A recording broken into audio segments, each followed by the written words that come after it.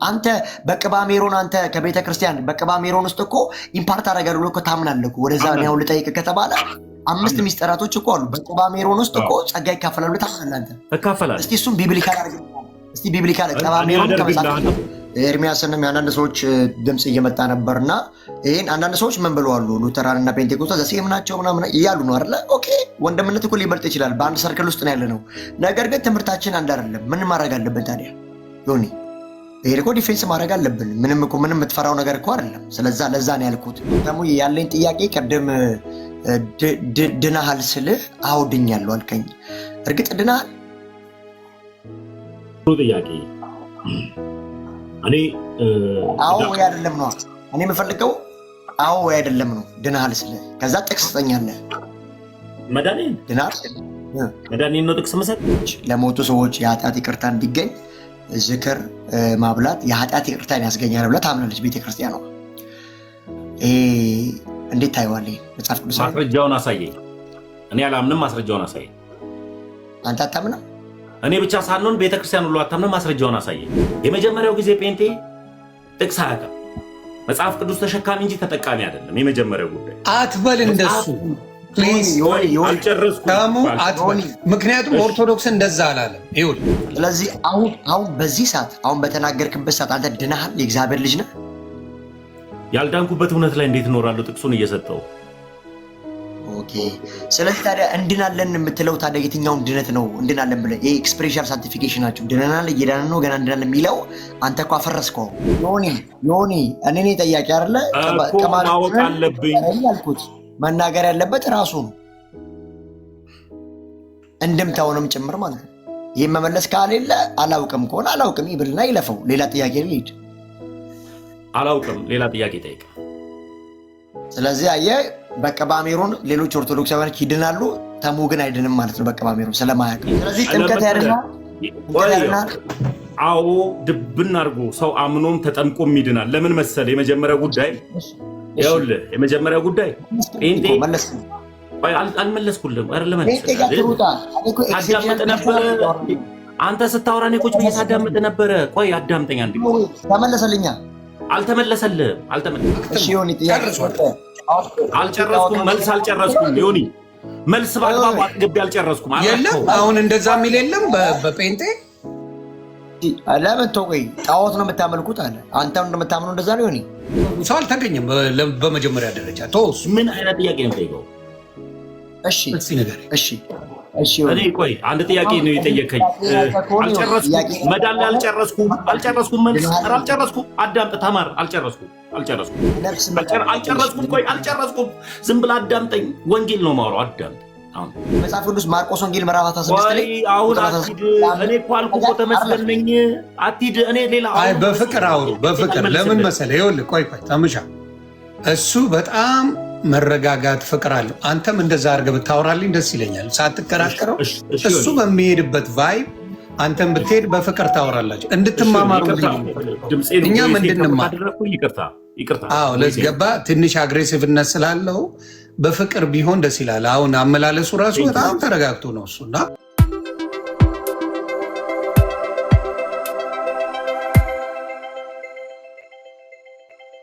ምንድን ነው የሚለው መሰለ?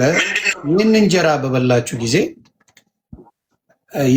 በበላችሁ ጊዜ ሁሉ ይህንንም ጽዋ በጠጣችሁ ጊዜ ሁሉ ጌታ እስኪመጣ ድረስ ሞቱን ትናገራላችሁና። ስለዚህ ሳይገባው ይላል ሳይገባው ድገሙ ይቀድሙ። እሺ ይህንን እንጀራ በበላችሁ ጊዜ ሁሉ ይህንንም ጽዋ በጠጣችሁ ጊዜ ሁሉ ጌታ እስኪመጣ ድረስ ሞቱን ትናገራላችሁና። እሺ ቀጥላው። ስለዚህ ሳይገባው ይህንን እንጀራ የበላ ወይም የጌታን ጽዋ የጠጣ ሁሉ የጌታ ስጋና ደም ዕዳ አለበት። ከዛ አንዷን ድገማታች ላይ ከዛ ሰው ግን ራሱን ይፈትን እንዲሁም ከእንጀራው ይብላ ከጽዋውም ይጠጣ። ሳይገባው የሚበላና የሚጠጣ የጌታን ስጋ ስለማይለይ ለራሱ ፍርድ ይበላልና ይጠጣልምና። ስለዚህ በእናንተ ዘንድ የደከሙና የታመሙ ሰዎች ብዙ አሉ፣ አልያዎችም አንቀላፍተዋል። ራሳችንን ብንመረምር ግን ባልተፈረደብንም ነበር። ነገር ግን በተፈረደብን ጊዜ ከዓለም ጋር እንዳንሆን በጌታ እንገስጻለን። መልካም ኦኬ። መልካም አሁን አጠር ያለ ነገር ነው የምፈልገው ፕሮፌትዬ። ሳይገባው ይውሰድ ማለት አንተ እንዳልከው ጸጋን ለማግኘት ትወስዳለህ። የምን ጸጋ እንደምትወስድ ግን አታውቅም፣ ወይም የምንን ጸጋ እንደምትቀበል አላውቅም። ነግሬሃለሁ እኮ የምንን ጸጋ ጌታ ኢየሱስ እስኪመጣ ድረስ ወንጌልን የምንመሰክርበት አቅም ነው። ይኸው መጽሐፉ እያለ እኮ ነው ጌታ እስኪመጣ ድረስ ሞቱን ትናገራላችሁ። የምስክርነት ጸጋ የወንጌል ጫማ እዚህ ጋር የምስክርነት ጸጋ ትወስዳላችሁ የሚል ጥቅስ ስጠኝ። ኖዌ ይኸውና እያለ እኮ ነው እዚህ ጋር የምስክርነት ጸጋ ትቀበላላችሁ የሚል ጥቅስ ስጠኝ ፕሮፌት። ይኸው ሞቱን ትናገራላችሁ ያለ እኮ ነው። ሞቱን መናገር ምስክርነት። ወንድሜ ይኸውልህ አዳምጠኝ። የምስክርነት ጸጋ ይሰጣችኋል የሚል ከሆነ ጥቅስ ያስፈልጋል ለሚበሰል። አንተ መጽሐፍ ቅዱስ ብቻ ብለህ የምታምን አይደል? ሞቱን የመናገር ጸጋ አሁን የምስክርነቱን ያልከው አሁን ለምን የሞቱን የምንትላል የምስክርነትም ከሆነ ምንም ዞሮ አማርኛ ነው። ምስክርነቱ ቢሆን ሞቱም ቢሆን ያው አዳምጠኝ አንድ ጊዜ ወደኛ። አሁን እየጠየቅኩ ያለሁት ነገር አንድ ነገር ነው። ስንት አይነት ጸጋ አለ ብለኸኛል? 2 አይነት ጸጋ አይደል? በአንተ በእኔ አይደለም። ሳሙ ሆልዶን ባዜ ዮኒ እኔም አሁን የገባው እንዳወራ ፍቀድልኝና 2 አይነት ጸጋ ብለን እንድትፈታ ሳይሆን እኛ ብዬዋለሁ እኮ ግን ዝም ብሎ ሲምቦል ነው ብለን ቀለል አድርገን አናልፍም። የሆነ የምናገኘው ቤኔፊት አለ በሳክራመንት ውስጥ ነው እያልኩ ያለሁት። አሁንም የምታገኘው ጸጋ በምትወስደው በክርስቶስ ኢየሱስ ስጋና ደም ምን አይነት ጸጋ ነው የምታገኘው ነው የኔ ጥያቄ። መጽሐፉን ለሚናገር እኮ ሁለተኛውን ጸጋ ንገረኝ። በማመን የምትወስደው የመዳን ጸጋ አለ አልከኝ። ሁለተኛውን ጸጋ ንገረኝ። ይኸውና ሞቱን የመናገር ጸጋ መጽሐፍ ሞቱን ትናገራላችሁ ይላል መጽሐፍ። እሺ ሞቱን የመናገር ጸጋ የሚል አለው እዛው ላይ ወይስ አንተ ነህ ጸጋ ጨምርበት? ጸጋ ናፍቃ ከሆነ ጨምረው ከሆነ አላውቅም። እዛ ላይ አለ እንደዛ የሚል ተሙይ አሁን ምን አለ መሰለህ እኛ አሁን እኮ በጣም እኮ አጠንክሬ አመክሮ ሰጥቼ ልነገር የፈለግኩት ጳውሎስ በፍቃዱን አመጣል። ብዙ አፖሎጂስት የሚሰሩ ሰዎችን አመጣል እና ኤቢ ምናምን ሁሉንም አውቃቸዋለሁ።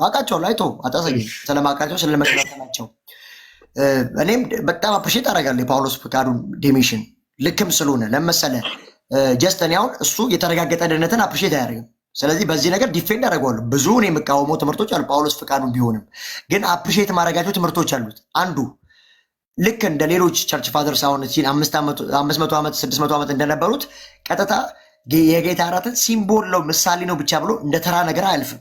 ይሄ ትልቅ የምናይበት ግሬድ ነው። ጥምቀትንም ሲባል ዝም ብሎ በቃ ብሎ የሚያልፍ ሰው አይደለም። ይሄ ጥንካሬው ጀስት እኛ የምናምነው በዚህ ነው። ለዛ ነው ተራ አይደለም የሚል ክሌም ለማስቀመጥ ስለፈለግን ነው። ገባ ጸጋ መካፈያ ነው ብለን እያስቀመጥን። ይሄ ጸጋ ደግሞ ከዛ ከዳንበት ጸጋ ጋር እንዳታስተያየው እኮ ምን አይነት ጸጋ ነው እኮ የኔም ጥያቄ እኮ ምን አለ መሰለህ ሞቱን የመናገር አልኩህ እኮ ሞቱን የመናገር ይሄ ራሱ እኮ ግሬስ ነው።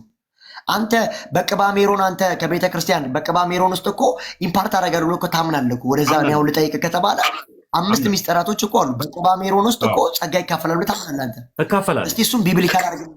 እስቲ ቢብሊካል ቅባ ሜሮን ከመጽሐፍ እኔ ትውፊትም ጭምር ስለማመን አደርግልሃለሁ። አንተ ግን መጽሐፍ ቅዱስ ብቻ ብለህ የምታመን ነህ። ይኸውልህ ዶክሞ ነው ወይ? እስቲ ከመጽሐፍ ቅዱስ ቅባ ሜሮን አሳየኝ። ሊትራሊ ቃል በቃል እኔ ትውፊትም ማማኝ ነኝ። እኔ መጽሐፍ ቅዱስ ብቻ ብዬ ማመን ክርስቲያን አይደለሁም። አንተ ነህ መጽሐፍ ቅዱስ ብቻ ብለህ ራስን የገለልከው የገደብከው። ስለዚህ አሁን እጅ ላይ ካለ ስለ ቅባ ሜሮን ኮንፈረንስ ጥያቄ ይኸውልህ አንድ ጊዜ ቆይ አንድ ጊዜ ፕሮፌት አንዴ ዮኒ ላውራ ነኝ አሁን ሚስጥራ ሲወራ አንዴ ሆልድ ኦን አንዴ ተሙ ስለ ሚስጥራ ሲወራ እዚህ ጋር ላለመስማማት ተስማምተን እኮ ማለፍ ይቻላል። ኧረ አላልፍም። ለምን መሰለህ ማላልፈው ዮኒ እኔ መጽሐፍ ቅዱስ ብቻ ብዬ ገድቤ የተቀመጥኩ ሰው አይደለሁም። የመጀመሪያው ጉዳይ ብቻዋን ጥያት ነው የሄድኩት። ብቻ ደብረኝ ነው ኦርቶዶክሱ ገባ አንደርስታንድ አደረኩ። ምን መሰለህ በዚህ መጽሐፍ ቅዱስ ላይ በምትናገሩት ንግግር ላይ መጽሐፍ ቅዱሱ እንደሚለው ቁርባንን እኮ ይቀበሉታል። የክርስቶስን መሞትን የሚናገርበት መውሰድ አለበት ይላል። አሁን እኔ ተሙም እንደገባኝ ተሙም እንደገባኝ ምንድን ነው የሚለው ሌላ ኤክስትራ ጸጋ እንዴት ሊመጣ ይችላል? ዕዳ አለ ካለ ደግሞ ሌላው ደግሞ የሚሰጥ ጸጋ አለ። ጸጋ የተባለው አንድ ነው። አሁን በእናንተ በክርስቶስ ማመን ብቻ ድህነት ያመጣል ከተባለ ሌላ ጭማሪ ጸጋው አንተ እያልክ ያለው ፕሮፌት እያለ ያለው ምን መሰለ? ጭማሪ ጸጋው ምንድን ነው? እያበረታን ይሄዳል። ይሄንን ስጋና ደም በምንወስድበት ጊዜ የክርስቶስን መሞት እያበረታን እስከ መጨረሻው ድረስ እስከምንለየበት ጊዜ እየተናገርን እንድንሄድ የሚያበረታ ጸጋ ይሰጠናል ነው እሱ የሚለው እኮ። ያ ጸጋ ምንድን ነው? ያ ጸጋ ራሱ ምንድን ነው? ያ ጸጋ ምንድን ነው? ኦኬ፣ ያ ጸጋ ምንድን ነው እያለ ነው እሱ ደግሞ። ያ ጸጋ ምንድን ነው? እኔ የሚያበረታ ጸጋ ሞቱን በጸጋ ትናገራላችሁ የሚል ጥቅስ ስጠኝ። ኖ ወይ አሁን አንተ መጽሐፍ ቅዱስ ብቻ ብላ አማኝ ነህ። ሞቱን በጸጋ ትናገራላችሁ። ይናገር፣ እንስማ። ይስማኝ። ባኬንድ ፎርስ የምናደርግ ከሆነ እሺ፣ ስለ ሳክራመንት ተወራ አይደለ? እኔ ተሙ መጠይቃቸው ጥያቄዎች አሉ። ይህን ሳጨርስ ልመልስልህ ነው ወይ? አይደለም፣ እመጣለሁ። ለዚህ እኔ እኮ ደጋግሜ የመለስኩልህ። አሁን ዮኒ ራሱ እኮ እያለ ያለ ብለዋል እኮ መልሶልሃል እኮ ዮኒ ራሱ። ግን አንተም አሁን ሌላ የምጠብቀው መልስ ስላለ ነው። እና እሺ፣ ስለ ጌታ እራትና አንድ ጊዜ ቆይ ልንገርህ። አንድ ጊዜ ያው እኔ የራስ አባቶች የሚጽፉትን ላሳየህ አንድ ጊዜ ለምን ቢባል አንተ ይኸው ከዛ አንድ ነገር ላወራልሽ። ቆይ ይኸው አንድ ነገር እዚህ ጋር ያሉትን ቲክታክ ላይ ያሉትን ታዳምጥ እስክትከፍት ድረስ ዮኒ አንዴ ስማኝ። ዮኒ አንድ ደቂቃ ልናገር በፊት እሺ። ስለ ሚስጥራት ተነግሯል አይደለ? ከአምስቱ ሚስጥራት መካከል አንዱና የመጀመሪያው ባይዘዌ ለሞቱ ሰዎች ፍትሃትና ማድረግ የኃጢአት ይቅርታ ያስገኛል የሚል ዶክትሪን አላቸው፣ ባይዘዌ ትምህርት አላቸው። ሁለተኛው ቅባ ሜሮን ራሱ መቀባት ከሚስጥራት ጋር የተያያዘ ነው በኦርቶዶክስ ትምህርት። ቅዱሳን መልጃ ዋቴቨር የሚሏቸው አሉ። እንደዛም ካልሆነ ሳሊቬሽን ላይ ይገኛል ተብሎ አይታሰብም። ታዲያ ስለ ሚስጥራት ሲወራ ምን ያክል ጊዜ አሁን ተሙ በህይወት አለ አይደለ? ተሙ ምን ያክል ጊዜ ሚስጥራትን እንደ ክርስቲያን ባይዞ እናውራ ከተባለ ምን ያክል ጊዜ ሚስጥራትን ፈጽሞ አድርጎ ቅባ ሜሮን ጨርሶ ፍትሃት አስደርጎ ተጠምቆ ዋቴቨርቲ መች ነው የተረጋገጠ ደህንነት ላይ የእግዚአብሔር ልጅ የሚሆነው ጥያቄ አለኝ። መች ነው ኮንፌስ የሚያደርገው? እሱን መልስልሃለሁ። ይሄን እንደ መልስ ይዤልሃለሁ፣ እንደ ጥያቄ ይዤልሃለሁ። እኔ መልስልሃለሁ። ለምን መሰለህ? ቲክታክ ላይ እንደቆየ ሰው አንዳንዱ እንትን ሲለው ጥያቄን በጥያቄ ቶሎ ሊዞር ሲል እኔ ደግሞ አልዞርም። ጥሎብኝ እኔ ገገማ ነኝ። እንደዚህ ምዞር ልጅ አይደለሁም። ተሳቢ እንደሚነዳ ሰው አድርገው 3-4 ተሳቢ እንደሚነዳ ሰው በጣም ተጠንቅቄ ነው ምዞረው። ስዞር በአግባቡ መልስላለሁ። መች ሄዳ ነው ድነቱ እንዴት አድርጎ ነው በፍትሃት ይዳናሉ ምናምን የሚለውን ነገር እሱን እኔ መልስላለሁ ቁጭ ብዬ። ለሚባል የዳንኩ ጥርት ጽድት ያልኩኝ ኦርቶዶክሳዊ ክርስቲያን ስለሆንኩኝ ለአንተ እኔ የዳንኩ ያልመሰለ እኔ የዳንኩ ኦርቶዶክሳዊ ነኝ። በአግባቡ እንድትመልስልኝ ፈልገው ጸጋ ላይ እኔ ዳንኩ ኦርቶዶክሳዊ ነኝ። አዎ የማልድንበት እውነት ላይ አዎ እርግጠኛ ሆኜ። እሺ ቆይ መጽሐፍ ቅዱስ ማርቆስ ወንጌል ምዕራፍ 16 ላይ አሁን አትሂድ። እኔ እኮ አልኩህ እኮ ተመስገን ነኝ። አትሂድ። እኔ ሌላ በፍቅር አውሩ። በፍቅር ለምን መሰለህ? ይኸውልህ ቆይ ተምሻ እሱ በጣም መረጋጋት ፍቅር አለው። አንተም እንደዛ አድርገህ ብታወራልኝ ደስ ይለኛል፣ ሳትከራከረው። እሱ በሚሄድበት ቫይብ አንተም ብትሄድ በፍቅር ታወራላችሁ፣ እንድትማማሩ። እኛም እንድንማር ለዝገባ ትንሽ አግሬሲቭነት ስላለው በፍቅር ቢሆን ደስ ይላል። አሁን አመላለሱ ራሱ በጣም ተረጋግቶ ነው እሱና በዛ ቢሆን ደስ ይለኛል። ልክ ነህ። ይቅርታ ድንገት ድምፄ ከፍ ካለ ከንትናት ይሄ ተባረክልኝ። ከባህሪ ልዩነት እንዳታየው እሺ። እንትን ነው በሚል ያለው ለምን ቢባል ማናችንም በጩኸትም ሆነ ባለመከባበር የዳንበትን ወንጌልን አንሸፍንም። ያ ትክክል። በፍቅር ሲሆን ደስ ይላል። ወንጌል ደግሞ ፍቅር ነው። የገባንን እውነት በእውነት እንገልጣለን። እኔ ተሳሳትኩኝ ማለት ቤተክርስቲያን ተሳሳተች ማለት አይደለም። እኔ አልገባኝም ማለት ቤተክርስቲያን አልገባትም ማለት አይደለም። እኔ የቤተክርስቲያን ልጅ ነኝ። ከገባኝ አንዱ እውነቱን ነው የምናገረው እና በዛ ጉዳይ ያዘው የመጀመሪያው ጉዳይ። ቀጥሎ ግን ድንገት ፎቶኝ ተናግሬ ከሆነ ሶሪ ሚኪ ፕሮፌት። መልካም። አይ በጣም ጥሩ። አይ ሶሪ፣ እንደዛ አይነት ነገር ውስጥ አልፈልግም። በጣም የሚደብረኝ ነገር ምንድን ነው ካልከኝ ከሰው ልጆች ጋር እየተተቻቹ እየተሰዳደቡ መቆየት አልፈልግም። በቃ ዛሬ ተወያይተናል፣ ነገ ደግሞ መገናኘት እፈልጋለሁ ከአንተ ጋር ትክክል። ከነገ ወዲያም ከአንተ ጋር ውይ ተመስገን አውርቼው ነበር ምናምን ብለህ እንድጠላኝም ውይ ፕሮፌትንም አውርቼው ነበር ብዬ እንድጠላ። አሁን አንዳንድ ልጆች እኔ ጋር እንዲገቡ ማልፈልጋቸው ልጆች አሉ፣ ፕሮቴስታንት ሆነው። ለምሳሌ ያክል ቅድም ዮኒ ያስገባው ልጅ ዮኒ ስለማከብረው ነው እንጂ ያወራሁት ከእንደዚህ አይነት ልጅ ጋር አላወራም። የሚመጣባቸውን እንትኖቹን ስለማቃቸው እና ሶሪ እንደዚህ አይነት ስሜት ከተሰማ ሁሉንም በክርስቶስ ኢየሱስ ፍቅር ነው መወደው፣ በክርስቶስ ኢየሱስ ነው ፍቅር የምናወራው ለሚባል ወንጌል ምንድን ነው? ፍቅር ነው። የኔ ጥያቄ የነበረው በቃ የገባኝ ነገር ይሄ ነው። ከገባኝ በላይ ልመልስ አልችልም። በቃ እንውጣ፣ ወደ አንተ ጥያቄ ልግባ ካልከኝ ይቻላል። እስካሁን ድረስ ለገባንበት ነገር አንተን ነጥብ ለማስጣል አለም እየሮጥኩኝ ያለሁት ገብቶሃል? አሁን እኔ እዚህ ጋር የሆነ ነገር ልበል። ኦልሬዲ በጸደቀ ነገር ላይ አሁን እኔም ትንሽ ኮንፊውዝ ያደረገ የምን መሰለ ፕሮፌት፣ በጸደቅኩት ነገር ላይ የሚጨመርልኝ ምን ጭማሪ ያስፈልገኛል? ኦልሬዲ በክርስቶስ ጸድቅ ያለው እሱ ግን እዚህ ጋር ደግሞ ዕዳ አለባችሁ ይላል። ገባ? በቁርባኑም በስነስርዓት ስጋውንም ደሙንም በስነስርዓት ያልወሰደ በስነስርዓት ዕዳ አለባችሁ፣ እያስተማራችሁ እየተቻችሁ እየተቆጣችሁ ላ ነው የሚለው እዚህ ጋር ካነበብከው አይደለ? ለምን አስፈለገ? የዳንኩኝ ከሆነ ባልወስደውስ? አሁን ለምሳሌ ባልወስደውስ? ደፍንልኝ ያንን ነገር ባልወስደውስ ጸዳቂ ነኝ ወይ? ሳልወስደው ብኖር ጸዳቂ ነኝ ወይ? እስቲ ስንም አብረ አስረዳኝ። አሁን ባልወስደው መታሰቢያነቱም ባልቀበለው ድኛለሁ ወይ? እዚህ ጋር እንዳልከው መውሰድ እንዳለብን በጥንቃቄ አድርገን መውሰድ እንዳለብን ነው የሚናገረው እንጂ አትውሰዱ የሚል የለም። በጥንቃቄ ሆኖ ኃጢአቱ ሳይጨማለቅ ምናምን ነው መውሰድ የሚቻለው የክርስቶስን መንገድ በመረዳት። ስለዚህ አለመውሰዱስ? አትውሰዱ የሚል አንድም ቦታ የለም። አለመውሰዱስ? ኮምፕሊትሊ አለመውሰዱስ? በቃ ድኛለሁ ወይስ ይሄንንስ ስርዓት እናከብረዋለን? እሱን አብረ ብትመልስልኝ ደስ ይለኛል፣ እኔ ለማወቅ ስለምፈልግ። አባረ እሺ ዮኒ ማኛ እሺ። እንግዲህ ቁጥር 27 ላይ ያለውን ጥቅስ ጠይቀኝና እንግዲህ ማንም ሳይገባው ይላል። ማለት ሳይገባው ቅድም ብያለሁ፣ ክርስትና የቅድስና ህይወት ነው። ባይዘወይ እኛውን ድነናል ምናምን ስንል በእኛም ውስጥ ሆኖ ኢየሱስ ለተወሰኑ ነው የሞተው፣ ኢየሱስ ለዓለም ሁሉ ነው የሞተው ምናምን ብዙ ትምህርቶች አሉ ማንግባባበት ኦፊሻሊ። እና እኔ ግን አግሪ ማደርገው ኢየሱስ ለዓለም ሁሉ እንደሞተ ነው።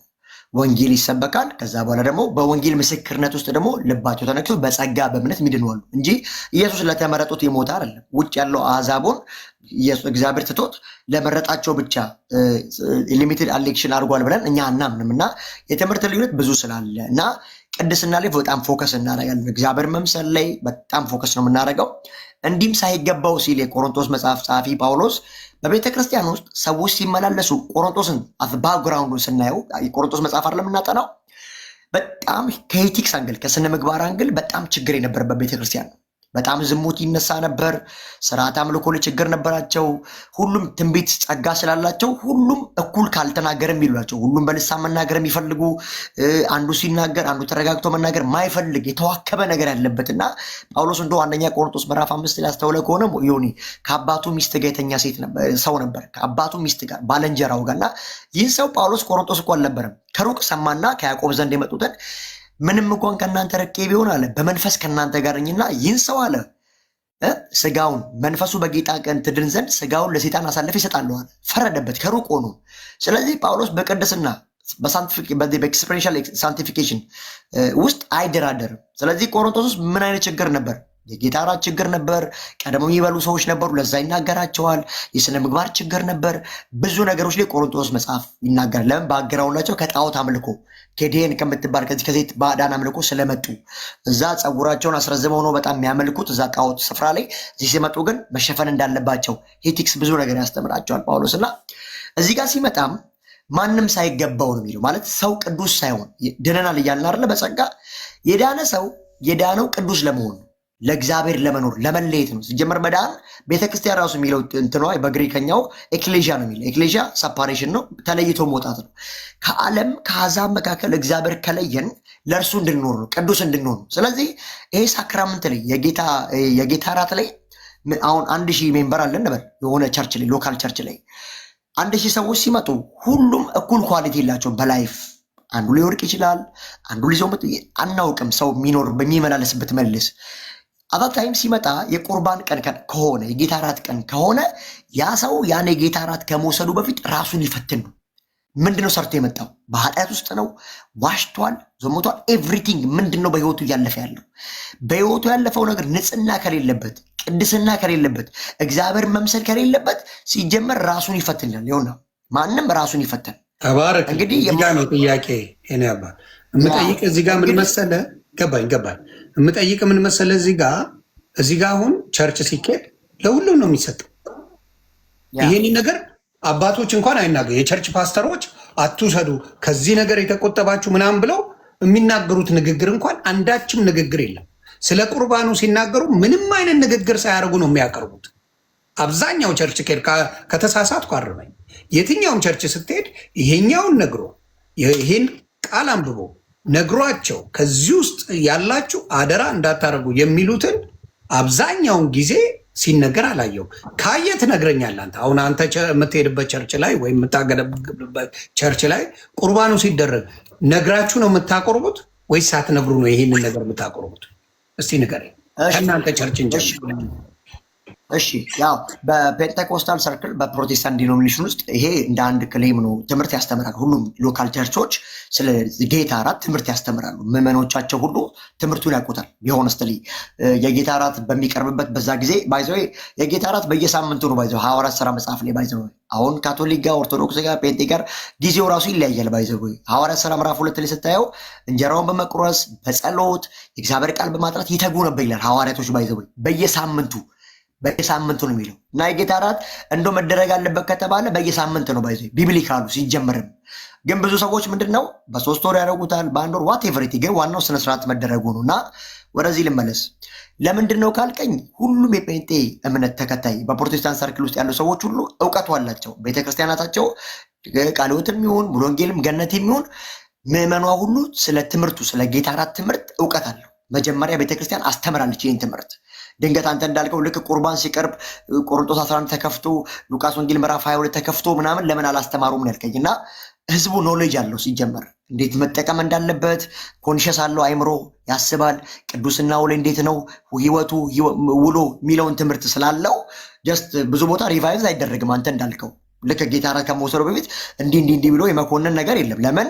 አንዴ ስላስተማሩት ዕውቀቱ ግልጽ ስለሆነ ብዙ ጊዜ ደጋግመው በተከታታይ ትምህርት አስተምረውታል ትምህርቱ ስለዚህ ምዕመናቸው የራሳቸው ናቸው ስለዚህ ዕውቀት ስላላቸው ላይደጋገም ይችላል ግን አንተ እንዳልከው ትልቅ አሪፍ ነገር ነው የጌታ እራት ከመቅረቡ በፊት አንደኛ ቆሮንቶስ ምዕራፍ 14 ቢጠና ጥሩ ነው ሉቃስ ወንጌል ምዕራፍ 22 ቢጠና ጥሩ ይመስለኛል ለምን ሰው እንኳን ባይወቀስ በትዕቢት ሊቀበል ቢፈልግ ዕዳ እንዳይሆንበት ሪኮመንድ ማድረግ ማስተማር ልክ ካልሆነ ወዲያው ትቶ ስነ ስርዓቱን እንዳይቀበል ማድረግ መጽሐፍ ቅዱሳዊ ነው ብዬ አስባለሁ ያው እንግዲህ ይሄን ሊቭ የሚሰሙ አገልጋዮችም ይሄን ሰምተው ከዚህ በኋላ ጥሩ ያደርጉታል ብዬ አስባለሁ ማለት ነው እና እንዲህም እንግዲህ ማንም ሳይገባው ሲል ሳይቀደስ እያለ ነው በቃ ህይወቱ ዝርክርክ ያለ ከሆነ እግዚአብሔር ማያከብር ከሆነ የጌታ እራትን ለመውሰድ በጣም ቅድስና ይፈልጋል በዚህ መጽሐፍም ሲናገር እግዚአብሔርን ያለ ቅድስና ማየት አይቻልም ነው የኛ አምላክ ቅዱስ ነው ባይዘው ስለዚህ የትኛውም ሰው ድኛለሁና አልጠፋም እንደፈለግ ሆናለሁ የሚል ትምህርት ሲጀመር የክርስትና ትምህርትም አይደለም እንደፈለግ የሚያደርግ ትዕቢተኛ የሚያደርግ ትምህርት የለውም ባይዘው በጣም ይሄ ዋን ሴቭድ ኦልዌይስ ሴቭድ የሚያምኑ በቃ ጸጋ ድናል ምናምን የሚሉ ሰዎች ትልቁ ችግራቸው እኛም ፋይት የምናደርጋቸው በቃ ሁሉ ነገር ከመዳን ጋር ይዙታል አንዴ ስለዳንኩ አንዴ ስላለቀ ምንም ስለማልሆን ኖ ወይ ክርስትና አይደለም ብንድንም ብንጸድቅም ግን ለእግዚአብሔር የተለየ ህይወት መኖር ግዴታችን መብት አይደለም ባይዘው መቀደስ የገባብን ሲን ሩቲናችን ራሱ ሆሊ ጎስት የሚቀድስ ነው ፍሪዌላችንን ለሱ መስጠት ነው በአሕዛብ መካከል ብርሃን እየኖርን መኖር ደግሞ የኛ ግዴታ ነው እግዚአብሔር አንድ እንሆናል እኛ ደግሞ በነፃ ፈቃደች ለሱ ሆን ብለን ክፉ ከደጉ ለይለታለን ይሄን ማያረግ ክርስቲያን ከሲኑ ራሱ ልክ አይደለም ብለን ነው የምናስበውኛ እኔ ባይዘው በኃጢአት ጸንቶ የሚኖር የቢቹዋል አክሽን ውስጥ ያለ ክርስቲያን ካለ ይህ ሰውዬ ሲጀመር ዴሊቨሪ የዳነ ሰው አይደለም በቃ ሪጀነሬት አድርጓል ብለን አናምንም ባይዘው የትኛውም ጌታን የሚቀበል ሰው አመነ ዳነ የምንለው ሰው ሰደርን እንኳን ባይቀየር በህይወት ግራጁዋል ይቀየራሉ እናምናለን ባይዘው በሂደት የሆነ ሰው በአንዴ ባይለወጥም በሂደት ግን እየተለወጠ ፍጹም ጌታን ወደ መምሰል ያድጋል ብለን እናምናለን ከመጣ በኋላ ግን ማያድግ ማይቀደስ እግዚአብሔር የማይመስል ክርስቶስ የማይመስል ከሆነ ጀስት ይህ ሰውዬ ሲድን ራሱ ሩቲኑ ላይ ኖርማል አይደል፣ ሶርሱ ራሱ ልክ አይደለም ብለን ነው የምናምነው። እና ሳይገባው ያለው ከቅድስና አንግል ከሳንቲፊኬሽን አንግል እንጂ ከመዳን አንግል አይደለም መጽሐፉ የተናገረ ያለው። ሳይገባው ሲል ሁሉም ሰው ሳምንቱ እንዴት እንደሆነ አታውቅም። ዮኒዬ አንተ አገልጋይ ፊተኛ ሆነ ኦርዲኔት ተደረገ ያገለገልክ ያለ ሰው ብትሆን እረኛ ብትሆን ህዝብን ትሪት ቤት ሰፈር ድረስ እየሄድክ ስራ ቦታ እየሄድክ ትሪት ማድረግ አትችልም። ቸርች ስትመጣ ባለካቀም የቤት ጉብኝት ልታደርግላቸው ትችላለህ። ዋቴቨር አንተም ሊቲሜሽን ሪስትሪክት ስለሆንክ ገደብ ስላለ የተወሰነ ነገር ኮሚኒኬት የምታደርግ በስልክ ምናምን እግዚአብሔር ነው የሚያውቀው የሁሉንም ውሎ ገብተዋል። ራሱ በራሱ ኮንሽስ ተነክቶ ነው እኔ እንዲህ ውስጥ ነኝና የጌታ እራትን ለመውሰድ ብቁ ነኝ ብቁ አይደለም ብሎ ራሱን ጀጅ የሚያደርገው ያ ፐርሰን ነው፣ ያ ሰውዬ ነው፣ ያ ሪጀነሬት የተደረገው ሰውዬ ነው፣ ያ ክርስቲያን ነው። እና ሲመጣ ግን ማንም ሳይገባው ይላል። ማንም ሳይገባው ሲል ቅዱስ ያልሆነ መውሰድ አይችልም እያለ ነው መጽሐፉ።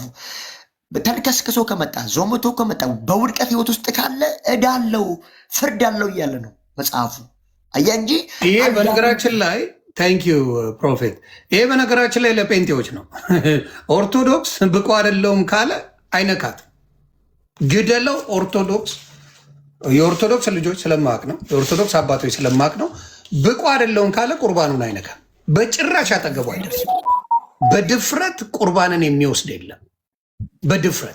በድፍረት የሚወስዱ ግን እውነት ለመናገር በፕሮቴስታንት ወንድምናቶች ብዙ አሉ። በድፍረት ዝም ብሎ የሚወሰድ እንደ ምንድነው የሚያስቡት? ከታች ያለችውን እግዚአብሔር ይስጠው ተሙ ከታች ያለውን ዕዳ እንደሆነ እንደሚፈረድ ያንን ነገር በደንብ አያነቡት። ስለዚህ ከታች ያለውን ነገር ሳያደርጉ በዓለም እየተመላለሱ የሚቆርቡ ብዙ ብዙ ብዙ ብዙ ብዙ አሉ። የለንም ለምትሉ ከነማስረጃው አመጣዋለሁ። የለንም ለምትሉ ከነማስረጃው አምጥቼ በኋላ ደግሞ እኛን ጥላቻ ነው እንዳትሉ እንዳትሞክሯት። ስለዚህ የተናገርከው አንተ ትክክል እንደሆነው ነው፣ በቅድስና በመመላለስ የሚወሰድ ነገር አለበለዛ ዕዳ እንደሚሆን መናገር እኔ በጥሩ ነው የሚያል። በመጥፎ የማየው ነገር ምንም ነገር የለም። ብዙ ሰዓት ሰጥቻ ያለው ተሙ ደግሞ የሆነ ነገር የሚለውን ላዳምጥ። ኦልሞስት እስካሁን ድረስ ከተናገረው እንደ ፔንቴኮስታል ልክ ነው የተናገረው። ትምህርታቸውን የተናገረው ልክ ነው ያወራው።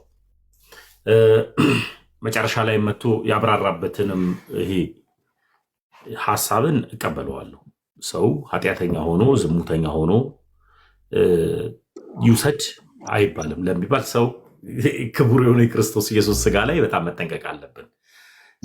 ቅድም ላይ እንዳልከው ደግሞ ፕሮቴስታንቶች የክርስቶስ ኢየሱስ ስጋ ደም ላይ በቅድስና መጥተው እንዲወስዱ ይነገራል። ቸርች ውስጥ ይሄ ትምህርት አውቃለሁ፣ ከልጅነት ጀምሮ እየተነገረ ነው። ለዚህም ነው አንዱ የኔም ጥያቄ የነበረው። እየተነገረ ያደግኩት ስጋ ደሙን የወሰዱ ሰዎች አሉ፣ እንደዚህ በድፍረት በምናምን የወስዱ ሰዎች አሉ። ግን እኔ ደግሞ እየተነገረኝ በአግባቡ ሲወስዱ አውቃለሁ እና ለስጋ ደሙ በመፍራት እንዲሁም አንድ መዝሙር አለ፣ ደሙን ለእኔ አፍስሶ አዳነኝ እያልን እኔ ያ መዝሙር ከምን አንጻር ነው ደሙን ለእኔ አፍስሶ አዳነ ካለ ደሙን ካፈሰሰ የምንጠጣው የእሱን ከሆነ ለምንድን ነው አዳነን የምለውን ለመዳን ብለን የማንወስደው እያልኩኝ ጥያቄ ነው የሚሆንብኝ። እና ያ አይጎረብጠኝም አይጎረባብጠኝም። እስካሁን ድረስ ያወራው ነብዩ እስካሁን ድረስ ያወራው እኔን እንትን አይለኝም። እኔ ደግሞ ልጠይቀጥ። እሺ አዎ አንድ ብቻ ነው ልጫና አይደለም። ግን ደግሞ ይሄን ስታወራ እንደ ፔንቴኮስታል ብቻ ነው ያወራው። ካልቪንን ሄደሃል ነግረሃቸዋል። በዚሁ አጋጣሚ ሉተራውያን ለመዳን ብለው ይወስዳሉ። እንደዚሁ ሉተራውያን የክርስቶስ ኢየሱስን ስጋና ደም ላይ በጣም ተጠንቅቀው አንተ ባልክበት መሰረት ተጠንቅቀው ይወስዳሉ። ድንገት አንድ ሉተራዊ እናንተ ጋር ቢመጣ አንተ ልታጠምቀው ትችላለህ። አሁን ለምሳሌ ያክል እኔ ጋር አንድ ሉተራዊ ወደ መሰረተ ክርስቶስ ቢመጣ ሉተራዊው እንደገና የውሃ ጥምቀት ነው የሚጠመቀው ተምሮ እንጂ እዛ የተጠመቀው ጥምቀት ልክ ነው ብላ አትቀበልም። መሰረተ ክርስቶስ አሁን ላለህበት እግዚአብሔር ራዕይ ሰጥቶኛል ቪዥን ሰጥቶኛል ብለህ ስላሰብክ እሱን እንደ ሀሳብ እቀበለዋለሁ። አንተ ላለህበት ቦታ ከሉተራውያንም ቢመጡ ከመካነ ኢየሱስም ቢመጡ አላጠምቅም ልትል ትችላለህ። ሉተራውያን አንተ ወይም ከሌላ ቸርች ግን የተጠመቀ ሰው ግን ቢሄድ እነሱ ጋር አያጠምቁትም። ይሄ ትምህርት ከምን አንጻር ነው? ለምንድን ነው? ወይስ ሉተራውያንና ፔንቴኮስታል አንድ አይደለም ወይ? ያ እሺ ተሙ ይሄን መልሼ እኔ የምጠይቀው ይሆናል ወይም እኔን ጠይቀኝና ይሄን ትመልሳለህ። ችግር የለውም። እኔ ለምሳሌ በተደጋጋሚ በውስጥ የሚጽፉልህ ሰዎች ስለማቅ ያ ጥያቄ እንዲጠፋብህም ስለማልፈልግ እኔን ጠይቀኝ። ሰላም ይናየም በዚህ አጋጣሚ ሰላም ብያለሁ። እናቱ እንኳን ሰላም እኔን ጠይቀኝና ሰላም ይጨርሳል። ሰላም አለው። እሺ እውቀት ከፍዬ ማውቀውን ቅዱስ ጳውሎስ እንዳለውን እኔ ኦርቶዶክሳዊ ስለሆንኩኝ በአግባቡ በተማርኩት መሰረት እንትላል። ከዚህ የኔን ጥያቄ ትመልሰዋል። ችግር የለውም። ያንተን ያሉን ጥያቄዎችን ጠይቀኝ። እሺ ችግር የለውም። አይ ጊዜ ስለሚኖረን እኔ መልሼ ከዛ እኔ ጠይቃለሁ። ችግር የለውም። ከመለስክልኝ አሳስዋለሁ። ጥያቄው ጠይቀኝ። እኔ ያስቆማለሁ ለመሰለህ እኔ አይ ችግር የለውም። እኔ ያስቆማለሁ። ለምን እኔ ጠይቀኝ እኮ ያልኩበት ምክንያት የተለያየ ከሉተር ከምናምን ስለሚያስፈልግ ይህ መልስ ስለሚያስፈልግ ነው። እኛ አሁን አደባብሰን አናልፍም። ባይዘው የትኛውንም አሁን ሉተራኖች ላይቭ ላይ እየመጡ እንዴት ኦፌንድ እንደሚያደርጉ ታውቃለህ። ስለዚህ በጣም ከመሳሳት አንግል ምናምን የሚታይበት አይነት አለ። አሁን አፖሎጂስቶች ከመራራት አንድነን ምናምን ጀስት የእናንተን ቴዎሎጂ ከያዙ እኛ እንቀበላቸውም። ቢሆን ስ በፔንቴኮስታል ቢሆነው ገና እንድናል ለሚል ቴዎሎጂ ስላለው ጀስት እኔ ከኦርቶዶክስ ለይቼ በምን አየዋለሁ? ሉተራንን ኔቨር። ስለዚህ ይህን እያስረገጥኩ ማለት ስላለብኝ አፖስቶሊክ ክሪዶች አላቸው፣ ኮንፌሽኖች አላቸው፣ ካታኪዝሞች አላቸው። እነዚያ ካታኪዝሞች አፖስቶሊክ ክሪዶቻቸው ሁሉ ግን ኖርማሊ የጌታ እራት ለመዳን ነው ብሎ ነው የሚያስቡት። በኢመርሽንም ባፕቲዞም ልክ እንደዚሁ እንደ ኦርቶዶክስ ነው የሚያምኑት። ስለዚህ እንደውም አንድ ሉተራዊ መጥቶ እኮ ቁርባን እንኳን አልተር ላይ ከኦርቶዶክስ ጋር ሂጅ ቢወስድ ይቀለኛል እስከማለት ድረስ ስለደረሰ ይህ የምናወላዳው ጉዳይ አይደለም። የተረጋገጠ ደህንነት የለኝም ብሎ እስካመነ ድረስ ፔንቴኮስታል ውስጥ ጀስት አንድ አይደለንም ነው ገና እኔ ማምነው። እኛ ሙሉ ፔንቴኮስታል የሚያምነው በመዳን ጉዳይ ላይ ዘሴም ነን፣ ድነናል፣ የእግዚአብሔር መንግስት ወራሽ ሆነናል ብሎ ምናምነው ነገ እንሆናለን። ፕሮባቢሊቲ ስላልሆነ ሉትራኖች ነገ ነው እያሉ ያሉት። ስለዚህ ጀስት እንደ ኦርቶዶክስ ዲፌንድ እንደምናደርጓቸው ላይ ልፈልግ መልሰልኛል። ሉተራውያን ራሳቸውን የቻሉ ናቸው፣ አንድ ሃይማኖት ነው። እኛ ጴንጤዎች ነን ለምን ቢባል ያልከው ነገር ምንም አናረግበት ነገር ያተሙ ለመሰለ አሁን አንተ የምታምኑ ሳክራመንት ለመዳን ነው አይደል? ሉትራን የሚያምኑት ሳክራመንት ለመዳን ነው። እኛ ደግሞ ሳክራመንት ጸጋ መካፈል እንጂ ለመዳን ነው ብለን ያው እንዳልከው ያው ቲክታኩ ላይ እንደዚህ ብለዋል ራሳቸው። አንተ እኔን ኢምፖዝ ያደረኩት እኔ ነኝ። ሆነዬ አንድ ጊዜ በትልቁ አድርገኝ ቪዲዮ ላሰማ። ኧረ አይደለም ቆይ እንደዚህ ሆነማ አላሳየውም። ቆይ አንድ ጊዜ በትልቁ አድርገኝ አንድ ጊዜ እኔን እቺን ብቻ ላሳየውና ልክ ነው በቃ መልሶልኛል። እኔ ይሄን ብለዋል እነሱ እና ስለዚህ እነሱን እኔ ክርስቲያን ናቸው ብዬ አልቀበልም። ልክ እንደ ኦርቶዶክስ ነው ዲፌንስ ማድረጋቸው። በቃ ሉተራውያን ለእኔ ኦርቶዶክስ ናቸው ካልክ መብት ነው። ይኸው እና አቤል አቡና እነ ኤርሚያስ አበበ እነ ዳዊት ሆነው እንደዚህ ብለዋል ራሳቸው። ሙሉ